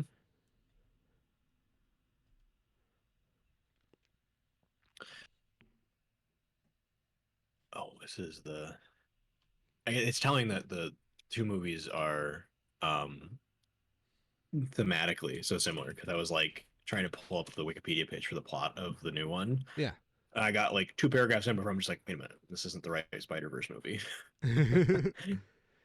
um I guess we should start at the beginning of the plot. We can just dive into the stuff we like. Yep. Um so we start off with a Gwen Stacy flashback, which is kind of cool. I really enjoyed it. I wasn't expecting them to go into like a title sequence after that. Yeah, it doesn't feel like it should have a title sequence after Mhm. that, but it works so well.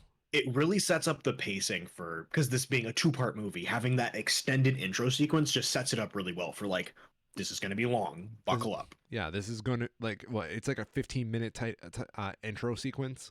At least, yeah. Yeah, and it is just here is more about Gwen, which is Yeah. a character wasn't explored too much in the first movie, Hmm. and it sets up that she is a loner. Why Yeah. she's alone? Hmm. and how she a cab. Yeah. Um, damn, I really don't know. Like Gwen's universe is probably my favorite in terms of Hmm. visuals because it's like Yeah. all pastel colors and Yes, paintings. It's like an impressionist painting. it is. It's Yeah, very cozy. isn't it? It's like Yes. it's what I imagine goes through a teen girl's head at night when they dream. Mm. Um, but it eventually goes into like this version of the Vulture goes into her universe. He's even animated differently to show he doesn't belong there. Yeah. Italian Renaissance themed alternate universe. Yeah. Yes, and he's like all papery, and he looks like Hmm. sketchbook art, which is so cool, Yeah. like the Da Vinci sketches. Yeah. All like black lines on parchment. Exactly, yes, and it's all like super sketchy, and it looks like a pen drew it. Hmm. Um, and eventually, it just culminates with Gwen's father finding out she's Spider Woman, and Hmm. he decides you're under arrest for the Yep. murder of a friend of hers that she didn't commit. Her friend Peter Parker. Yeah, There's definitely a very interesting story in itself to be expanded there with like not Spider-Man Peter Parker becoming the lizard. oh yeah. I mean, it's classic in the comics. That's Yeah. always been a thing, but like, It's just a really good it's another example of how all of their stories are different, but also they're kind of the same. yeah, which goes into more detail later in the story. Hmm. Um, my favorite part about this is we get Miguel O'Hara showing up, the Spider-Man Hmm. 2099, and it's very obvious from the beginning he plays by very different rules. Yes. What were your thoughts on him when you first saw him? Because you don't read comics, so I don't know how much about No. 2099 you know about. Um, I assume like the vampire stuff is true to the comics. Sort of. It's not really. It like the vampire stuff is more of a metaphor, but yeah, it like all that As is true to many him. times as they mentioned it, it felt really unnecessary to mention it. Yeah, It felt like okay, are we gonna see anything happen as a result of that? And it just never really had a payoff. I don't know. It's a cool character for sure. hmm Um, the development that they have with it later in the story, I think, is really well paid off and explains, why he is the way that he is. That's very well done. The initial impressions, I don't think, were particularly strong, other than it's just like, oh, this is a cool version of Spider-Man. He's got red web instead of white. I thought it was just electric web. It could be, Yeah, it's some sort of variation that is visually different, right? yeah. S I've also really enjoyed like the concept of. So here's a little comic tick, but like he's from a future where Mm-hmm. Spider-Man's been dead for like over for many years, Yep. and the idea is that his spider was made to make another Spider-Man, and they didn't know how the first Spider-Man worked, so all of his are like approximations of what they how they thought he worked like 50 years ago. So that's why he doesn't really stick to stuff. He has those claws and he just digs into like the walls. Mm, Yeah. that makes sense. hmm Overall, I really like how they portray him in this movie, but we'll Mm-hmm. probably get more into that. Uh, Basically, it just ends with Miguel bringing in another Spider Woman, Mhm. Jessica Just Jones, Drew. Drew, Just yeah, Drew. yeah, Yeah. and she basically takes Gwen under her wing and brings Gwen over to Spider Society. I really like her character. She is very cool. That is just badass. Yeah, like as a first lieutenant in like this army of spider people, Mm-hmm. I love that she just gets a fucking motorcycle. Yeah. As a first impression, her jumping through a portal and smacking Vulture in the head with the motorcycle left much more impression than Miguel did. Fair enough. Yeah. You just immediately get like, oh yeah, I see what you're about. Yeah, she's no nonsense. Mm-hmm. I mean, she's pregnant. She's got a baby inside her. She'll fuck you up. Um, from there we go to well Miles and Mm-hmm. the day in the life is like for him. Yep. Um, I really enjoyed like how they showed the spot as no big deal. Mm-hmm. He's very much just like coined as like, oh, this is the villain of the week. Ha ha ha. He's so Yeah. silly. Yeah. I want to say they also this is when they also start the thematic through line of the individual spider people uh describing their lives as being like, I'm the only spider person here. Um and then going through their spiel in almost like the exact same way of like, yes, these are how all of our lives are the same. And it's very, it's a bit on the nose, but it's done very well. Yes. And I really enjoyed the consistency of it. How even when they get to Miguel O'Hara doing his spiel back at the spider headquarters, he's like, I'm the only spider in this world, when he's clearly not. Oh yeah, totally. There's this really cool like tonal aspect of it. How even when reality is staring them in the face and disagreeing with it, they're still holding on to what they think makes them them. Yeah, exactly. A lot of the this whole storyline is that idea of what is the self. Yeah. Yeah.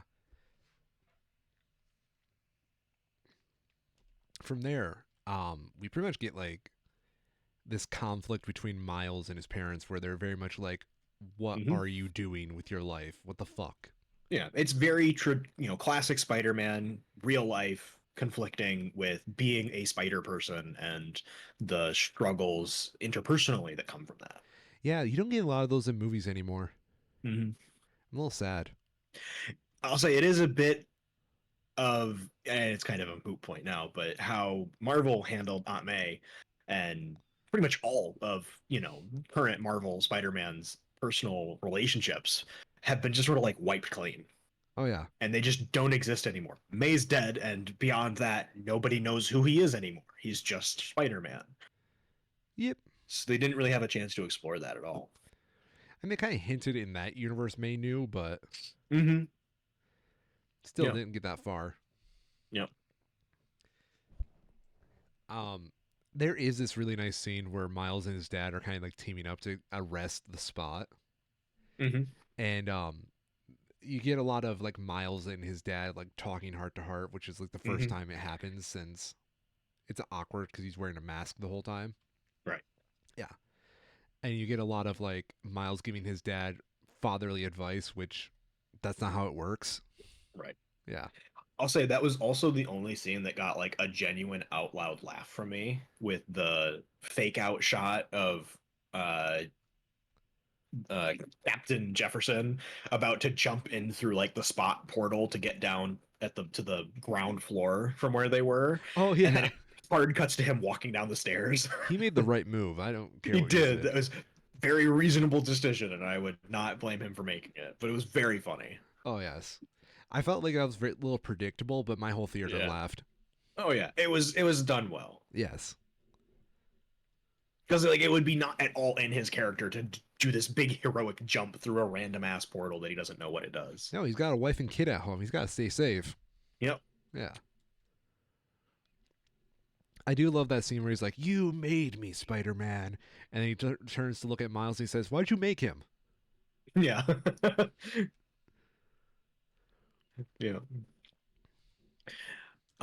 Yeah. So from there, they think that they have handled the problem of the Spot when he ends up getting sucked into one of his own portals and disappears without his spots. And it starts to go back into the interrelationship problems that Miles is having, on top of how at the end of the previous film, when they fixed the portals that were pulling the other spider people into his world, it means that, as far as Miles knows, travel between the various multiverses isn't possible anymore, and he's missing Gwen quite badly. Yes, and Peter to a lesser extent. And Peter to a lesser extent, yeah. Um, from there, eventually, Gwen shows up again to his surprise. And there's, a scene where they just kind of hang out, and Gwen explains a little bit of what she's up to, but doesn't really say a whole lot. I enjoyed that as just good art. That's the great thing with this, is when the plot sort of slows down a bit, the art is always there to fill it in with just beautiful scenery. Yeah.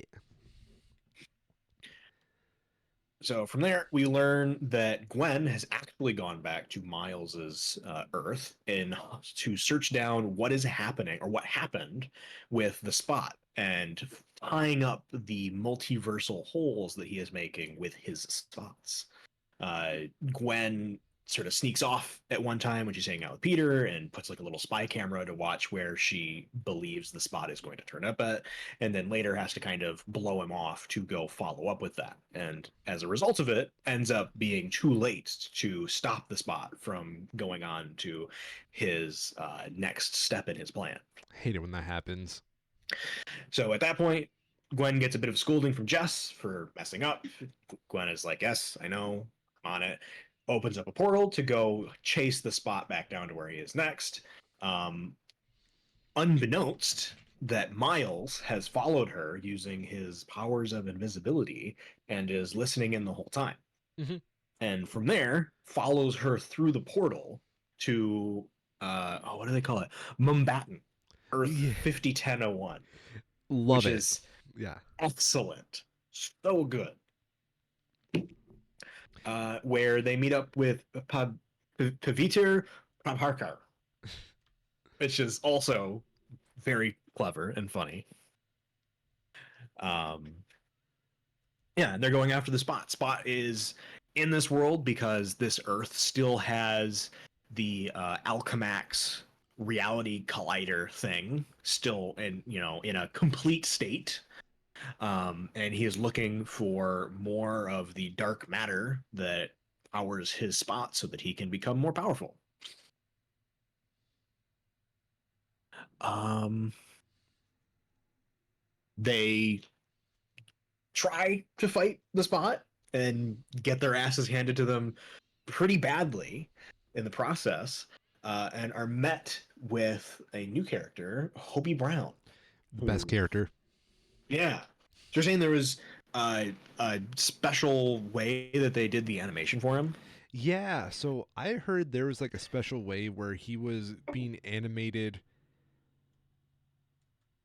This is so hard to explain, but like the outline was separately animated from Mm-hmm. him, as well as there was this weird way they were counting frames so that he was never running at the same frame rate as everybody Mm-hmm. else to make him like inconsistent. Because as he says, Yeah. I hate I hate consistency. Yeah. And it's so impressive, especially when they start playing with his color palette where he's changing colors like JoJo characters every fucking 5 minutes. Yes. Amazing. It's very effective too, because as soon as he shows up, you can kind of feel that he's like sliding in between the others, like with his animation. It's Yeah. like noticeably different and stands out because of it. He is just this big, I don't want to call him an eyesore, but he doesn't fit in the Oh yeah, it is very distracting. yeah, he's always center of attention because he's moving so differently and his outlines moving at different frame rates. It's so Yeah. hard to like blend in with him. I was very amused that they had a line when he was explaining his story that was just like "fuck fascism, fuck the queen" because he's very British. Oh yes, I love that part about him.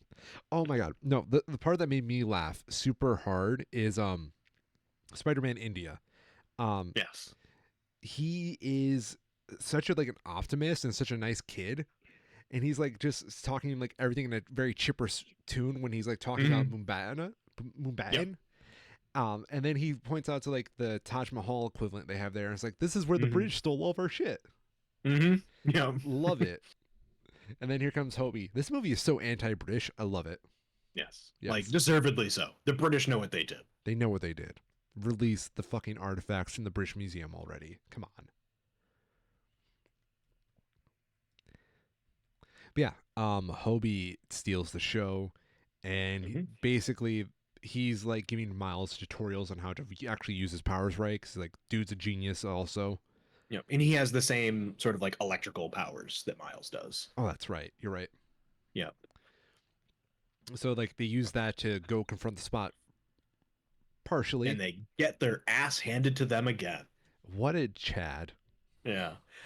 And I have this spot absorbs the power of that world's Alchemax collider, and before he escapes, shares a vision with Miles of Miles' father, now Captain Jeff, dying at Spot's hands.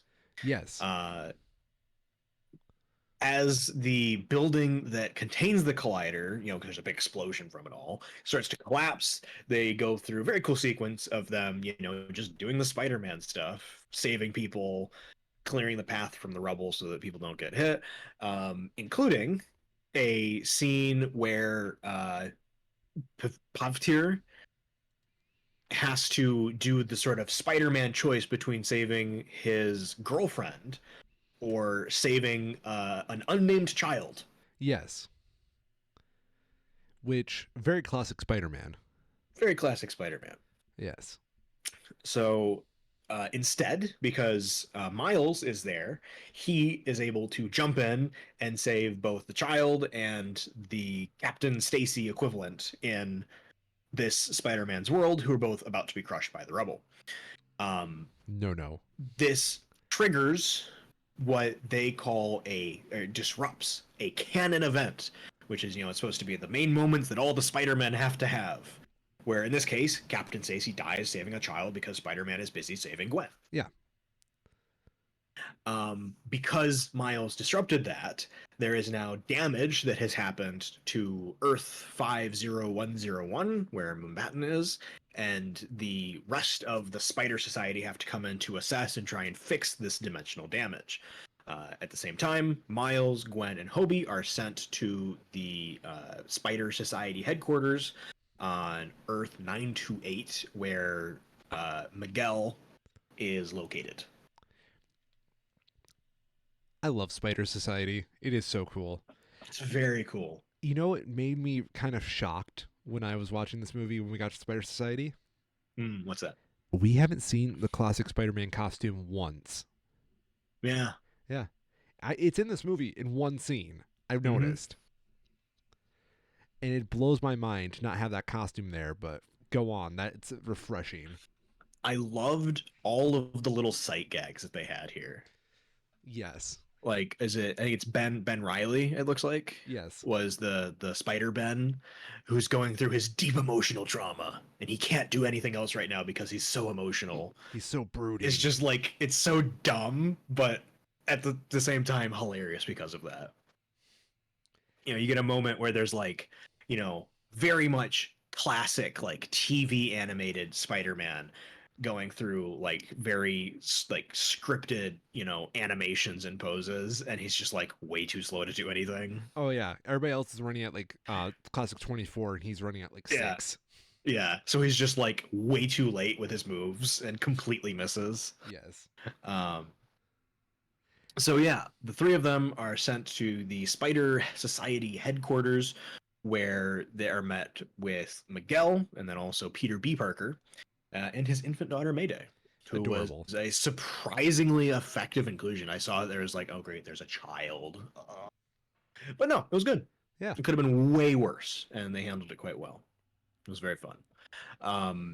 At this point, Miguel explains to Miles the Spider-Verse and how all of the Spider people are connected within it, and that each of their stories contain the canon events, such as what do they have here? The death of a police captain close to Spider-Man.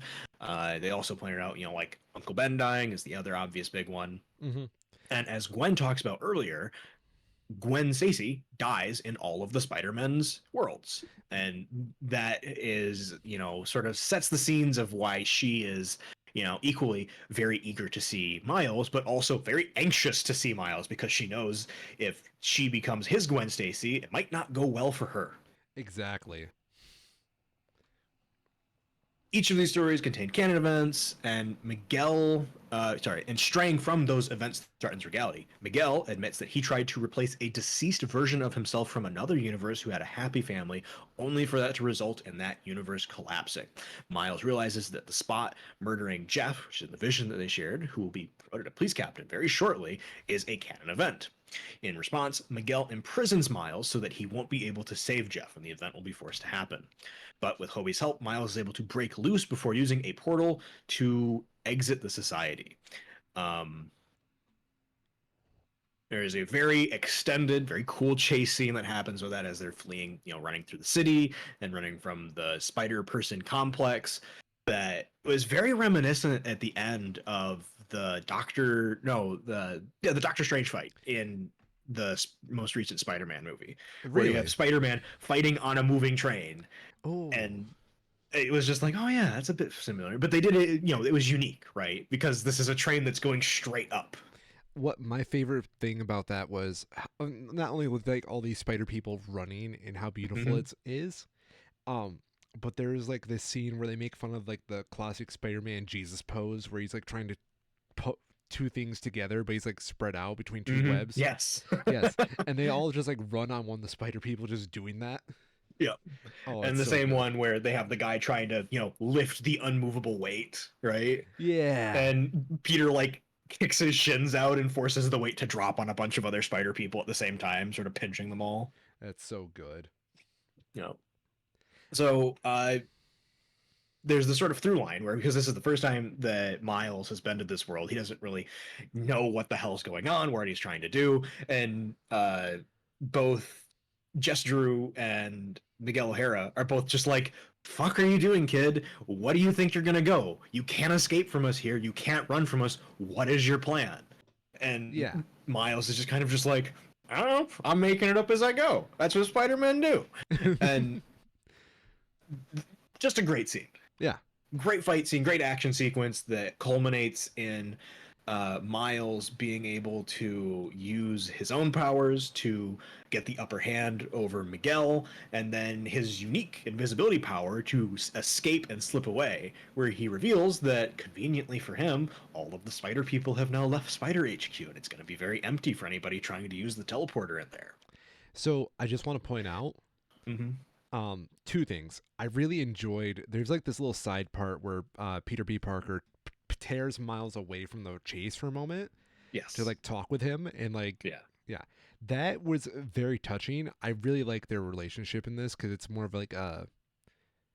developed mentor student relationship It is. where he's like, "Look at my kid. I had this kid because of you. You made me want to Mm-hmm. have a kid." Yeah. Yeah, It was really cool because, back in the first one, Peter B. Parker was kind of washed up. He'd given up. yeah, It was cool to see that, Miles proved to him that you don't have to do that. You can still be a good person. yeah. And look at this. There's a kid now. Hmm. Um, And then two, this is where I started calling the big plot twist of this film. Yes. Yes. Yeah. I had a different thought going into this. So, what happens Hmm. is that in the spider complex, when they capture villains that have escaped their dimensions, they call it like the go home machine or something like that, Yeah.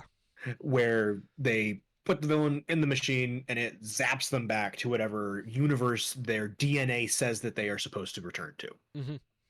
So Miles, using his invisibility, sneaks into this area, starts turning on the computers, is able to get it up and running for long enough to have his DNA be scanned. He jumps in the machine and they try to stop him, but was it Spider Bite, Margot Cass, Yeah. um, just sort of like goes, I'm gonna let it happen because they had a bit of a moment earlier. Hmm. They're And buds. Yeah. he is zapped away from Spider HQ back to what his home planet or his home universe, or rather, the universe that his DNA says he belongs to. That's where I called it. I was just thinking to myself because Hmm. the number 42 shows up a lot because that's the number of the Yes, universe Miles' spider is from. yes, that's the number of the spider that bit him. Yeah. But then I remember at the beginning of the film they show like what Miles' universe is designated as, like 1610. Yes. And then it was just at that moment I'm like, wait a second, his DNA is not 100% Hmm. 1610. Oh And shit. importantly, his spider DNA is the different part. Yeah, exactly. Yeah. And then I expected the go home machine to just like kill the villains or like send oh, them to a universe where they just conveniently died, sort of like Loki did, right? that'd be hilarious. So like Peter goes in there and then you get the reveal after that of just like Miguel stops anybody else from chasing him because, you can go there, but you're gonna die, was my expectation. So I was glad that that wasn't how it went, but that would have very well sort of fulfilled the like maybe Miguel's not a good guy kind of arc. Yeah, yeah. I mean, he's not exactly the best guy, but he's No, okay. he's gray, but he's still trying to do the right thing. Yeah. So I love that. Miles gets sent through it. Gwen, because Gwen was now viewed as a liability, is sent back to her home universe as well. Uh-oh. I'll say there was a moment and maybe I just missed what happened, but it looked to me like when Hobie, because at the start of this whole chase sequence, Hobie just fucking dips. He's like, "Nope, not my problem," Yeah. and leaves. Yep. It looked to me when he did that that he slipped his watch thing off as he was going through that portal. Mm. But he must not have because then he has it to give it to Gwen later. I thought he was But just his own version because he mentions he could make like one on his own earlier. maybe that's what it was. Yeah. Yeah, Because like I missed that. yeah, when Miles has a day pass, which is what they use to stop people from like glitching out when they're Yep. in another universe. Yep. Um, it essentially Hobie looks at him. He's like, "Why bother with that? You can just make your own. They're super easy to make." Hmm. And, That's a yeah, good point. I didn't catch that, but that makes a ton of sense. yeah. Because like that's why Hobie would be like, "I'm fucking out." Yep. He doesn't need And how that. he was able to make an extra one to, spoiler for the movie that's we're talking about the plot of, gives an extra one to Gwen later. Yes. Yeah, that makes a ton of sense. So yeah, there's then a pretty good bait and switch sequence of the juxtaposition of Miles on what he thinks is his home universe, trying to make his way sneakily back to his parents' apartment, Yeah. and Miguel, Jess, and Ben Riley, Scarlet Spider, trying to hunt him down. So I want to point out one big thing that I love about this. They also hint at it very strongly. They're not in the same universe. Mm-hmm. When Miles is in the 42, we'll call it Universe 42, Yeah. it's Yep. not raining. But when they're hunting him in his home universe, 1610, Yes. it's raining. Yes. I That picked up on that too, and it was just like a little thing, but it was very effective. Yeah, and then there's like all these inconsistencies if you're paying attention, just keep lining up more and more until at the very end where Miles starts glitching in that universe that he's Yep. not supposed to be in. I'll be honest, I expected the sort of like the reveal to be that he would see the action figure still in its packaging that Gwen Oh, opened at the start. That's what I thought was going to happen that's because he's like good. standing Yeah. right there in his room. Yeah, yeah. That'd be so good. I like that a lot. Hmm. No, it is just it's a good build up. There's like a lot It of is. so much what's the word I'm looking for? There's a lot of hints sprinkled in. Hmm. Yeah. So yeah, um, as Miles gets is doing that, Gwen is sent back to her universe where she reconciles with her father, who has decided to resign as police captain, which means he won't be the police captain who ends up dying in her universe. Yay! So she Yay. can be Spider Gwen again. That's a really good scene. Yeah. I love the art in that scene so much. How, it's more of the same thing where it's like, you're saying very pastel, a lot of flat colors, but it's conveying the emotion of the scene rather than the physical objects in the scene itself. And it just works so well. Each shot is just like the background changes to show the mental state of the character in that shot. Yeah, Yeah. it's very good. It's so good. At that point, we learn that Hobie stopped by, dropped off an extra watch for her, and Gwen decides to use it to save Miles. So, doing so, she's able to take Ben Riley out, who is watching Miles' parents' apartment, and she thinks that leaves Miles the chance to slip in. And it's at that point that we realize that Miles is in the wrong universe when his uncle Ben walks in, Uncle and it's Aaron. revealed Yeah. Uncle Aaron, sorry, Yeah. yes. When Uncle Aaron walks in, and it's revealed that in the universe that Miles is in, his father has died Instead of Aaron, which is instead of Aaron. fucking wild. Yeah. Well, there's From also like there, little hints where they're like, Miles, why is your hair yes, why so did you change your different? hair? Yeah. Yeah. But go on. So from there, Aaron takes 1610 miles up to the roof and starts talking about a job that they have to do. And Aaron clearly knows what's happening and he's playing along because at that point, 1610 miles gets knocked unconscious. And we find ourselves, when he wakes up, back in the Prowler's sort of like prep room, Yeah.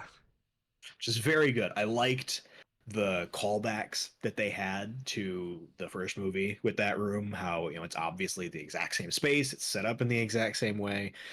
You have Uncle Aaron doing sort of like the same movements that he did at first with the first movie.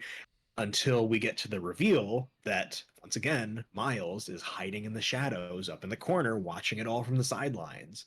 Only in this Earth's Miles is the Prowler himself. which is awesome. I really It is like that very twist. good. Yeah. It's just such great juxtaposition back and forth between them. You have these two very different versions of Miles where they had like a Mm-hmm. different role model. Like, Yeah. yeah. I'm also curious. I'd have to look into it. I wonder if it's the same voice actor for both, because Earth 42 Miles clearly has more of the Spanish accent that his mother has. Yeah, because his dad's not around, so he's around Because her dad's not more around. often. Yep. Yeah. That is a really nice detail. I just love that twist. It is so good. Isn't there like a? I want to say there's like this twist because like the lighting in that scene is our Miles is red and blue, but on the Mm, other side the lighting's mirrored because they're on different sides of each other, so it's blue and red. That is right. also really nice to me. We Yep. forgot to talk about the fact that Miles isn't technically an anomaly according to Miguel, so he's not supposed to be even Spider-Man in the first place. Yes, right. That is where the conflict comes in, Yeah. because the Earth 42 spider was removed from Universe 42 and put into Universe 161. So the wrong spider, or the spider bit the wrong Miles. Yes. And that's why Miguel doesn't want Miles a part of Spider Society because he's not supposed to even be a Spider-Man, Right. which is sad, It tragic is. even. So here's my thing, right? Mm-hmm. Doesn't that mean Universe 42 is going to blow up because that's a canon event? That is the conflict, isn't it? Yeah, because And am hoping, this is, I think, a good point to be like, we're going to talk about things that are probably going to happen in the next one. yeah, because the movie I ends at have that. to, Yeah. right, I have to imagine that they explore that to the extent that the fact that that hasn't happened says that the spider switching universes is canon Yeah. and that their models are just wrong. Mm. Okay. Because like, how can Miles's dad dying in his universe be canon if he's Mm-hmm. not even supposed to be in that universe? Like, Spider-Man's not supposed to be in that universe Mm-hmm. after the death of Peter Parker. Right. Yeah. And they've also made it very clear that um, not every spider person has the exact same canon events. Yeah. It's just Exactly. all predicted as to what they expect to happen. Very true. There's just so much they can do in the next movie. I'm excited. They mentioned that their Sinister Six was in Universe 42, which is cool. Yes, the Sinister Six cartel, Yeah. which is presumably Prowler's a part of. Presumably,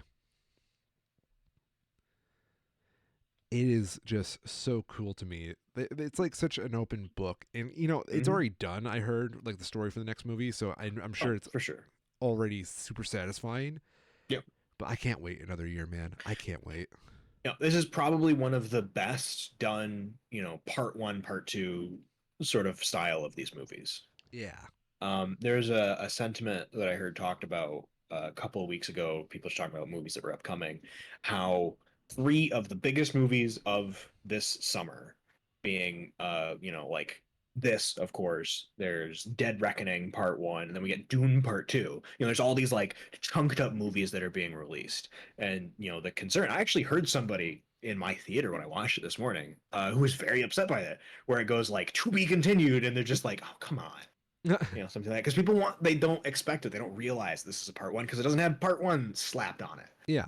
um but I think this is done very well, and it doesn't need that part one title as its own story. You want more, but this is self-contained. So apparently, Earth 42 Miles does have a different voice actor. Makes sense. Yep. Played by Jarrell Jerome, who is part Dominican. Mm. I think it's going to be interesting going forward, with, because you know how there's like the movie rule where if something has to tell you it's blank the movie, like I have a fucking ad here in Rotten Tomatoes for the Super Mario Brothers movie. Yeah. It's probably not going to be that great if they have to remind you in the title that this is the movie for this property, Yeah. right? That's what they're selling it on. And the obvious comparison here is, we have Spider-Man Across the Spider-Verse compared to Mission Impossible Dead Reckoning Part 1, right? Or Dune Part 1.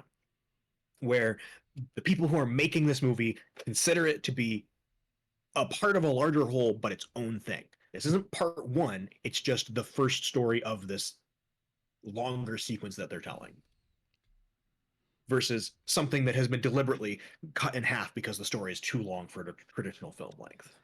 Yeah. And you know what's the wild part about this? So, We still don't know where the fucking spot is. so we do. At the very end, we Yeah. see the spot back in 1610 Earth. Oh, you're right. You're right. I forgot that Yes. detail. We don't know what he's doing there exactly, but we know he's back on that Earth. Yeah, because he's supposedly in like 2 days he's going to kill Jefferson. Yeah. Jefferson. Captain Jefferson. Yeah. Yep. Yeah. This is going to be great. I'm so excited Mm-hmm. because I'm So, anticipating some wild shit. Like he's inverted. He's got like color inverted after like the yes. India universe. That was a very cool effect how at the start he has his white body with black spots on him, Yeah, and then as he gets up to his full power he becomes fully black with like white spirals instead where his face would be. it's his own like terrible character, like hero's journey almost. Yeah, it's very visually evocative. Very much so. So believe it or not, there were actually movies that came out this week too, and quite a few big ones. Oh yes, go on. So I'm going to quickly rattle off two here that I don't think we really care about. First being Elemental. It is a Pixar movie. It is out. It is probably fine. I don't care about it at all. I appreciate, I want, you know what I want to see from this? The only fucking thing I want to see from this, I want to see the artwork done by people doing the backgrounds. Mm. The characters are so generic, I don't give a shit. I want to see the details, the set dressing, the little descriptive pieces that tell the story of where they live. That is way more interesting to me than this super predictable, you know, elements don't mix story. Like, I'm sure it's fine. I'm sure it does its job. It just seems so unoriginal that I don't care. You ready for a plot twist? Oh, yeah. My girlfriend went to go see Elemental the night I went to go see Spider Verse. How was it? According to her, she really liked it. Yeah, I'm sure it's fine. If you like Disney Pixar movies, I'm sure you'll like this. There's nothing wrong with it. It looks well made. It's Pixar. There's like all of the character designs are good, right? If you're gonna make this movie, and they did a good job doing it. I'm just not convinced we need to have this same story rehashed for the 15th time, Go on. right? Like Zootopia did this better, in my opinion, Mm. and I don't know. I don't think we need it again from Disney so soon. But I could be completely wrong. The other one, Transformers: Rise of the Beasts. I'm probably going to try to see this at some point. I'm not sure if I'm going to see it in theaters or not, but it just looks like, it's a summer action movie, and it's got generic summer action movie ratings. 53% reviewers, 91% from audiences. It's a Transformers movie. It's like Fast and the Furious, right? Yeah. You know who you are if you like this kind of stuff. You'll go, you'll see it, you'll like it or you won't. You're not gonna go and see it because it's a critical success. You know it's not gonna be. It's fucking Transformers. You're going to see some giant fucking robots beat the shit out of each other. It's pretty much Rock'em Sock'em Robots. Mm-hmm. But this time they have animal robots in it, which is actually kind of like that from like a conceptual standpoint. Would you The buy a idea of toy just of it? like me in the process of making like 3 Zoids. No. I forgot you got back into Zoids. That's so hilarious to me. Yeah. No, I totally would. I would like to, I wouldn't buy like a finished product, but if they made like a model kit for some of these, I'd totally buy that. I think Why that'd be a isn't lot of there fun. Transformer model kits? Because Hasbro is awful at all of their jobs ever. That makes so much sense. Like the only reason Magic the Gathering is profitable is purely in spite of everything they do. But it should be. It should be like a slam dunk. Get Bandai or Kotobukiya, like any of them, fucking any of them, to just start making models for these. Yeah, dude. Like I what the fuck? actually, we'll have to see how it goes. Kotobukiya, who is the one who makes the Zoid stuff now, actually has started a new model line that they call Hexagear that are basically Transformers, but like generic, where they are Legally distinct. animal or humanoid things that can transform into more like futuristic sort of vehicles, like hover bikes and planes and stuff like that, tanks. and they have Gotcha. people who ride around in them. And the scale is a bit different, but from like a like tooling perspective, right? They have these processes that they've already made to make quality models that can transform from one thing to another. And it's very easy to see them translate that into these transformers, into a like a line of transformer stuff. Mm-hmm. So I'd be curious to see that. I'm sure the movie's probably fine. It's a Transformers movie. It's not going to be fine art. You're telling me it's not My going to beat the Spider Look, Verse? I'll put it into this perspective. When I go and see this, I'm not going to be getting a pop and a popcorn. I'm going to be getting alcohol because that's the kind of movie that it is. Damn, dude. That's funny. It's going to be better with a buzz. And that is totally fine for some of these movies, right? Like we've barely talked about the Fast 10 movie because what do you know? It's another Fast and Furious movie. I Who always could have wanted seen this coming? I always wanted Fast and Furious to mix with Transformers. Peak stupid. It basically is. I would not surprise me at this point. Did you see? There's a clip now that Fast and Furious is available on streaming services. People are starting to get like high quality rips from it for memes. Nice.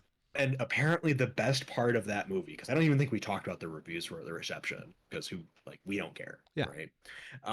Apparently, the best part of it is just Jason Momoa fucking around and doing whatever the hell he wants to do the whole time. I mean, He's like completely off the chain during the whole movie in like very stupid ways, but you can tell he's having a fun time with it, and that makes it better. yeah. I'm sorry, Jason Momoa. I feel bad for because he hasn't had like a Yeah. serious movie to act in yet. Oh yeah, no, I don't. Well, hasn't he? I feel like I'm he's looking had it up now before I eat my something. words. It's not as bad as like fucking shit. Tom Holland. Or he's Yeah, just got like Spider-Man and then piles of garbage. he's in fucking Minecraft the movie. I forgot Jason Momoa was in that. Is he really? Yeah, 2025. Oh, Get okay. ready. So I'll say this. This is gonna sound a bit dumb, but you can tell the pedigree, or maybe just more the experience of an actor by whether or not their filmography is embedded in their main Wikipedia page. Nice. Good And point. Jason Momoa's is. Apparently he was in a Conan movie. That makes so much sense. He is Conan. He is. Do they have a picture here? He is basically Arnold Oh wow. Schwarzenegger for dudes who He's had got their a hair in bit of a man baby buns. face. Yeah. Why do you think he has the beard? Because he's completely clean shaven. I've literally never seen him without it. Huh. I think they made him more white for this as well, if that makes sense. Which is like it's Don't. Conan, it's European, so like Yeah. no, he still looks like himself. It's just the poster for the movie, he's got like a flaming sword, so he's all bathed in red. And compared to the other side, which has all of the very white people who are in blue, it just looks kind of weird. He still they didn't do anything to him. Okay. He has a very much a baby face. That's very funny. Mom says it's my turn on the Xbox.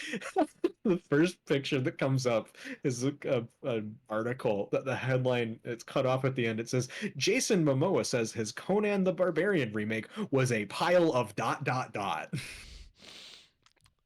Well, But yeah, he's not really done it much. that's sad. Oh, fucking Baywatch. Of course he was in Baywatch. That makes too much sense. Okay, movies that we're probably actually going to talk about. One of which I just want to briefly mention because I'm going to see it next weekend, and it's Asteroid City. I am very curious on that film. You gotta tell me Right if it's good or now, not. it's getting very mixed reviews, Okay. and what is it? The sort of like broad consensus from Rotten Tomatoes, because I don't want to read any of the specifics yet. Asteroid City is unlikely to win Wes Anderson many new converts, but those who respond to his signature style will find this a return to immaculately arranged form. So I'm probably going to love it, Yeah. but because it's just going to be like, yes, give me another 2 hours of Wes Anderson. Thank you. But yeah, probably not one of his best pieces, it sounds like. Does he really need But to do much more though? it's the question, right? Yeah. It's got limited release right now. Full release is Friday. Okay. So I'll probably try and see it Friday because I'm going to be busy that Saturday. So we'll see how it goes. The other the release of the week is The Flash. I thought that was already out. Oh my god. Can't wait to see babies put in microwaves. There's that because you sent me that, right? Yeah. Um, that scene, I between that and seeing, I rewatched Minority Report recently, Oh, and it made me realize just how much sillier action movies used to be, like generally. We've really stripped a lot of the whimsy out of just like the generic action movie, and I think that's for the better. Like Minority Report, it's classic. It's a yeah. great movie. Tom Cruise is Tom Cruise. Love him or hate him. Most people hate him, and for good reason. But it's still a phenomenal piece of science fiction. But I had completely forgotten how many like comedic scenes there are in it, like where they're very trying to very intentionally be joking around with it. Like there's a whole fucking scene, and part of it's played for the irony of it, where in Minority Report he has to get his eyes replaced with someone else's eyes so that he can not be detected by the retinal scanners that are everywhere. Yeah. But he still has his eyes in a plastic bag because he needs to use those to scan his way back into the government building that he works in. So he's going up to the government building and he's got his baggie with his fucking eyeballs in it that still have the goddamn retinas on it. They're all bloody. And he goes to get them out of the bag to scan them in front of the scanner and they're all slippery and he fucking drops them. And they start rolling down this slight incline away from him. And it plays like the very typical, ooh, whimsy music, silly thing is happening sort of music as he's chasing after his goddamn eyeballs so that he's able to break into the government. That does not sit well with me. It's very tonally weird, and seeing that same sort of thing happen with that scene in this movie just freaks me out. For like, what year is this from? When did they write this fucking script?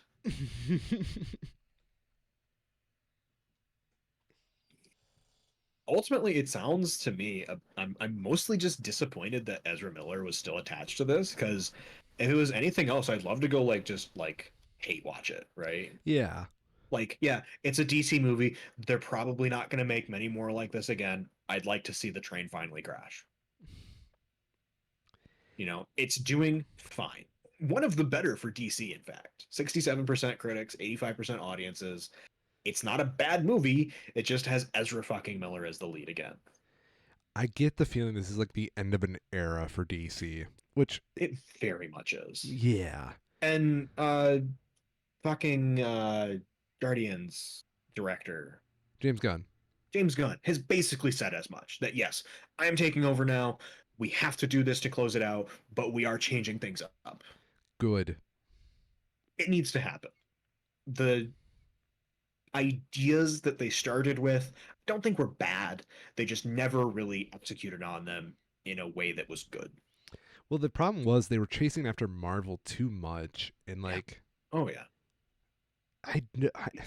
it's hard to say now because like the MCU has lost a lot of its grandeur, but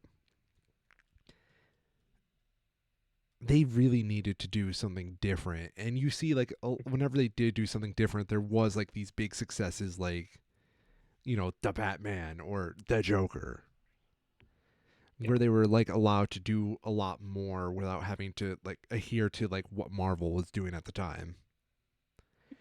I really wish we had like more movies like that, and I'm hoping we get Yeah. more movies like that. Me too. Because I like we saw with Joker and the Batman, there's just such great material to work with here. Yeah. DC isn't the problem. No, it's the executives. Yeah. It's really interesting to see the reviews of this. Skimming through them. Keaton, like the character he's playing, has had several decades to think about what being Batman might really mean, and his prickly, complicated presence has a gravity the movie otherwise strives for but seldom achieves. And unfortunately, the best aspects of this film are drowned out by a sea of middle school humor, silly plot twists, and weak acting, especially by Ezra Miller in the title role.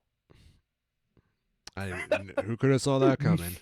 Most disappointingly, Keaton's Batman hasn't been written as the kinky weirdo from the Burton movies. He's just another retro nostalgia prop in a movie overwhelmed by references and inside jokes. Wow. Yeah, this is a great concise review. Fan service in search of a movie. It's not terrible, but it is disappointing. That's good. I like that. That's very concise.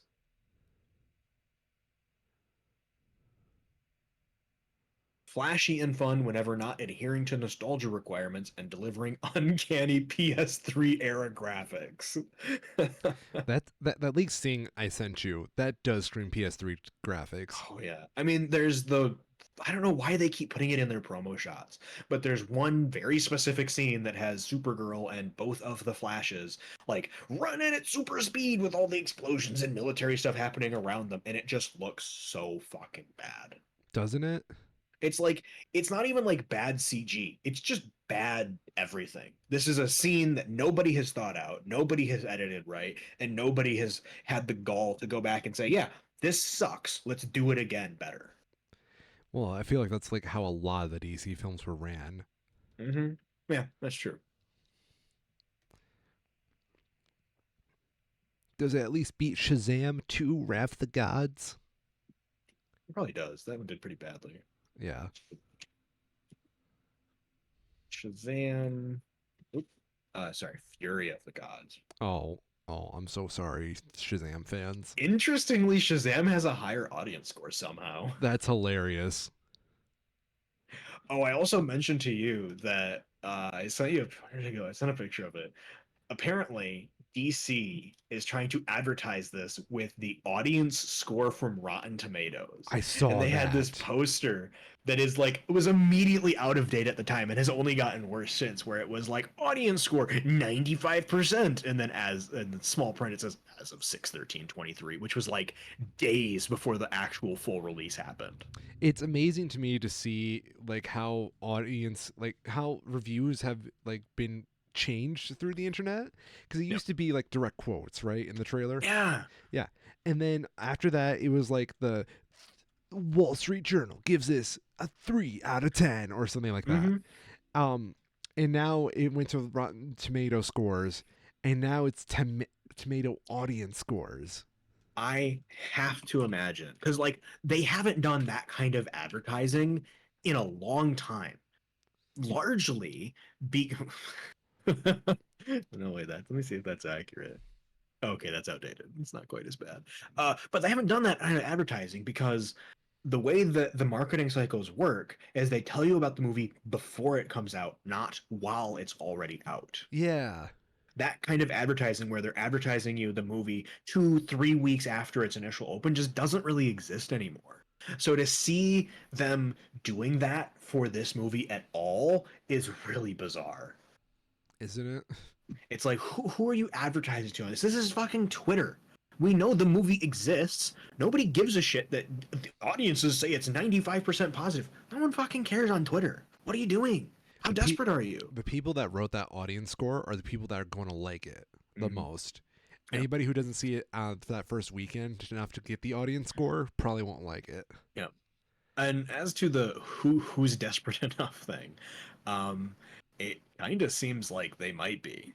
So Spider-Verse has a head start, so that's not really a fair comparison. I'm curious, do we have some box office numbers for the opening weekend of Elemental Yeah, that's not to great. do as a quick comparison here? Oh wow, that's worse than I thought. Yeah, Well, hey, The Flash is winning that, I guess. What a I weird week, because there's not that much out right now. Like, what are people watching? This is Father's Day weekend. yeah. Well, you know, Elemental's actually a Father's Day movie. Oh, is it? Oh, I guess I could see that. Yeah, Huh. that's what my girlfriend Interesting. said. I hadn't thought of that, but Yeah. that's interesting. It makes a lot of sense. There's definitely at least in the trailers, they focus pretty heavily on the differences between the parents and their children and their values, right? Hmm. Like, what are people seeing this weekend? I guess me. Hopefully, everybody's just still seeing Spider Verse, right? They had to go go back to see see the go Easter see eggs. Spider Verse. Go see Guardians again if you really need to see something else. Both are better. How is curious? Little Mermaid. How is that doing? It's doing okay. Hmm. Interesting. For it's made its back its budget. That's the thing that I was seeing with Spider Verse though is it has a surprisingly thin budget Yeah, compared to either of these. Like, let me put up again. Across the Spider Verse. People didn't make Spider-Verse for money. That's why. Yeah, $100 million budget, 494 million box office for Spider Verse right now. Elemental had double that budget, 200 million, Whew. which is like Where'd the I money think a go? pretty fair comparison. They're both heavily stylized animated flicks, very tightly produced, but one just doubled the budget Yeah, for whatever reason. it's those water physics, dude. You don't fuck with I water guess. physics. For a point of comparison, for reference, The Flash currently has a budget of 220 million with a box office of 139 million. So it is nowhere near as well. Not as bad as Elemental, but still, it's not making its money. And a point that I saw recently made that is important to keep in mind is how the budget numbers almost always exclude marketing costs. Oh, always. Yeah. So just because something breaks that budget line doesn't mean it turned a profit. Oh yeah. The thing I've always been told is that they at least double the budget for advertising a movie. Yeah. Yeah.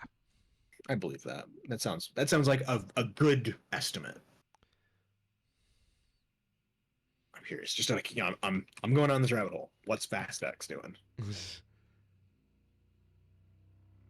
Holy shit. $340 million budget. Yeah. Morton made it back. 680 at the box office. Hmm. I'm surprised it's not more than that, honestly. I feel like the last one did way better than that.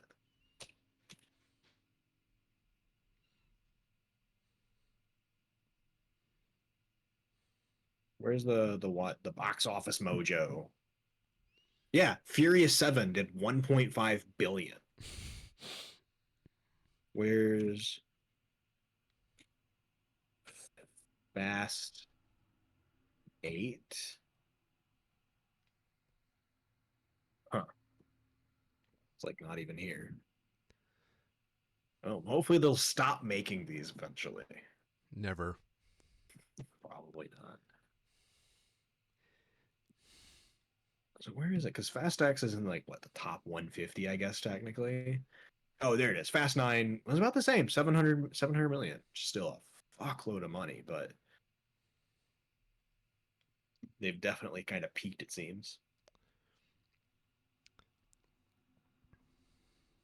Interesting. Ah, man, how the hell? I don't know. I am frustrated by the way that our world works. How the fuck does Avatar: The Way of Water get 2.3 billion dollars and Guardians Volume 3 hasn't even cracked one yet? What the fuck? You want to know why? Why is that? Because people think Avatar was good. Oh, so was the Guardians. I don't know. China, China. Yeah. India. Maybe. That's fair. Just different markets. I was about to say India also could also be a very good candidate there. Yeah. I don't know.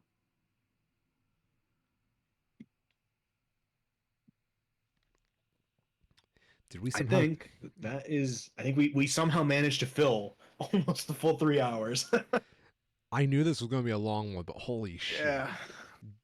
Like, just applaud us, ladies and gentlemen. We went into this knowing this was going to be a while. Yeah.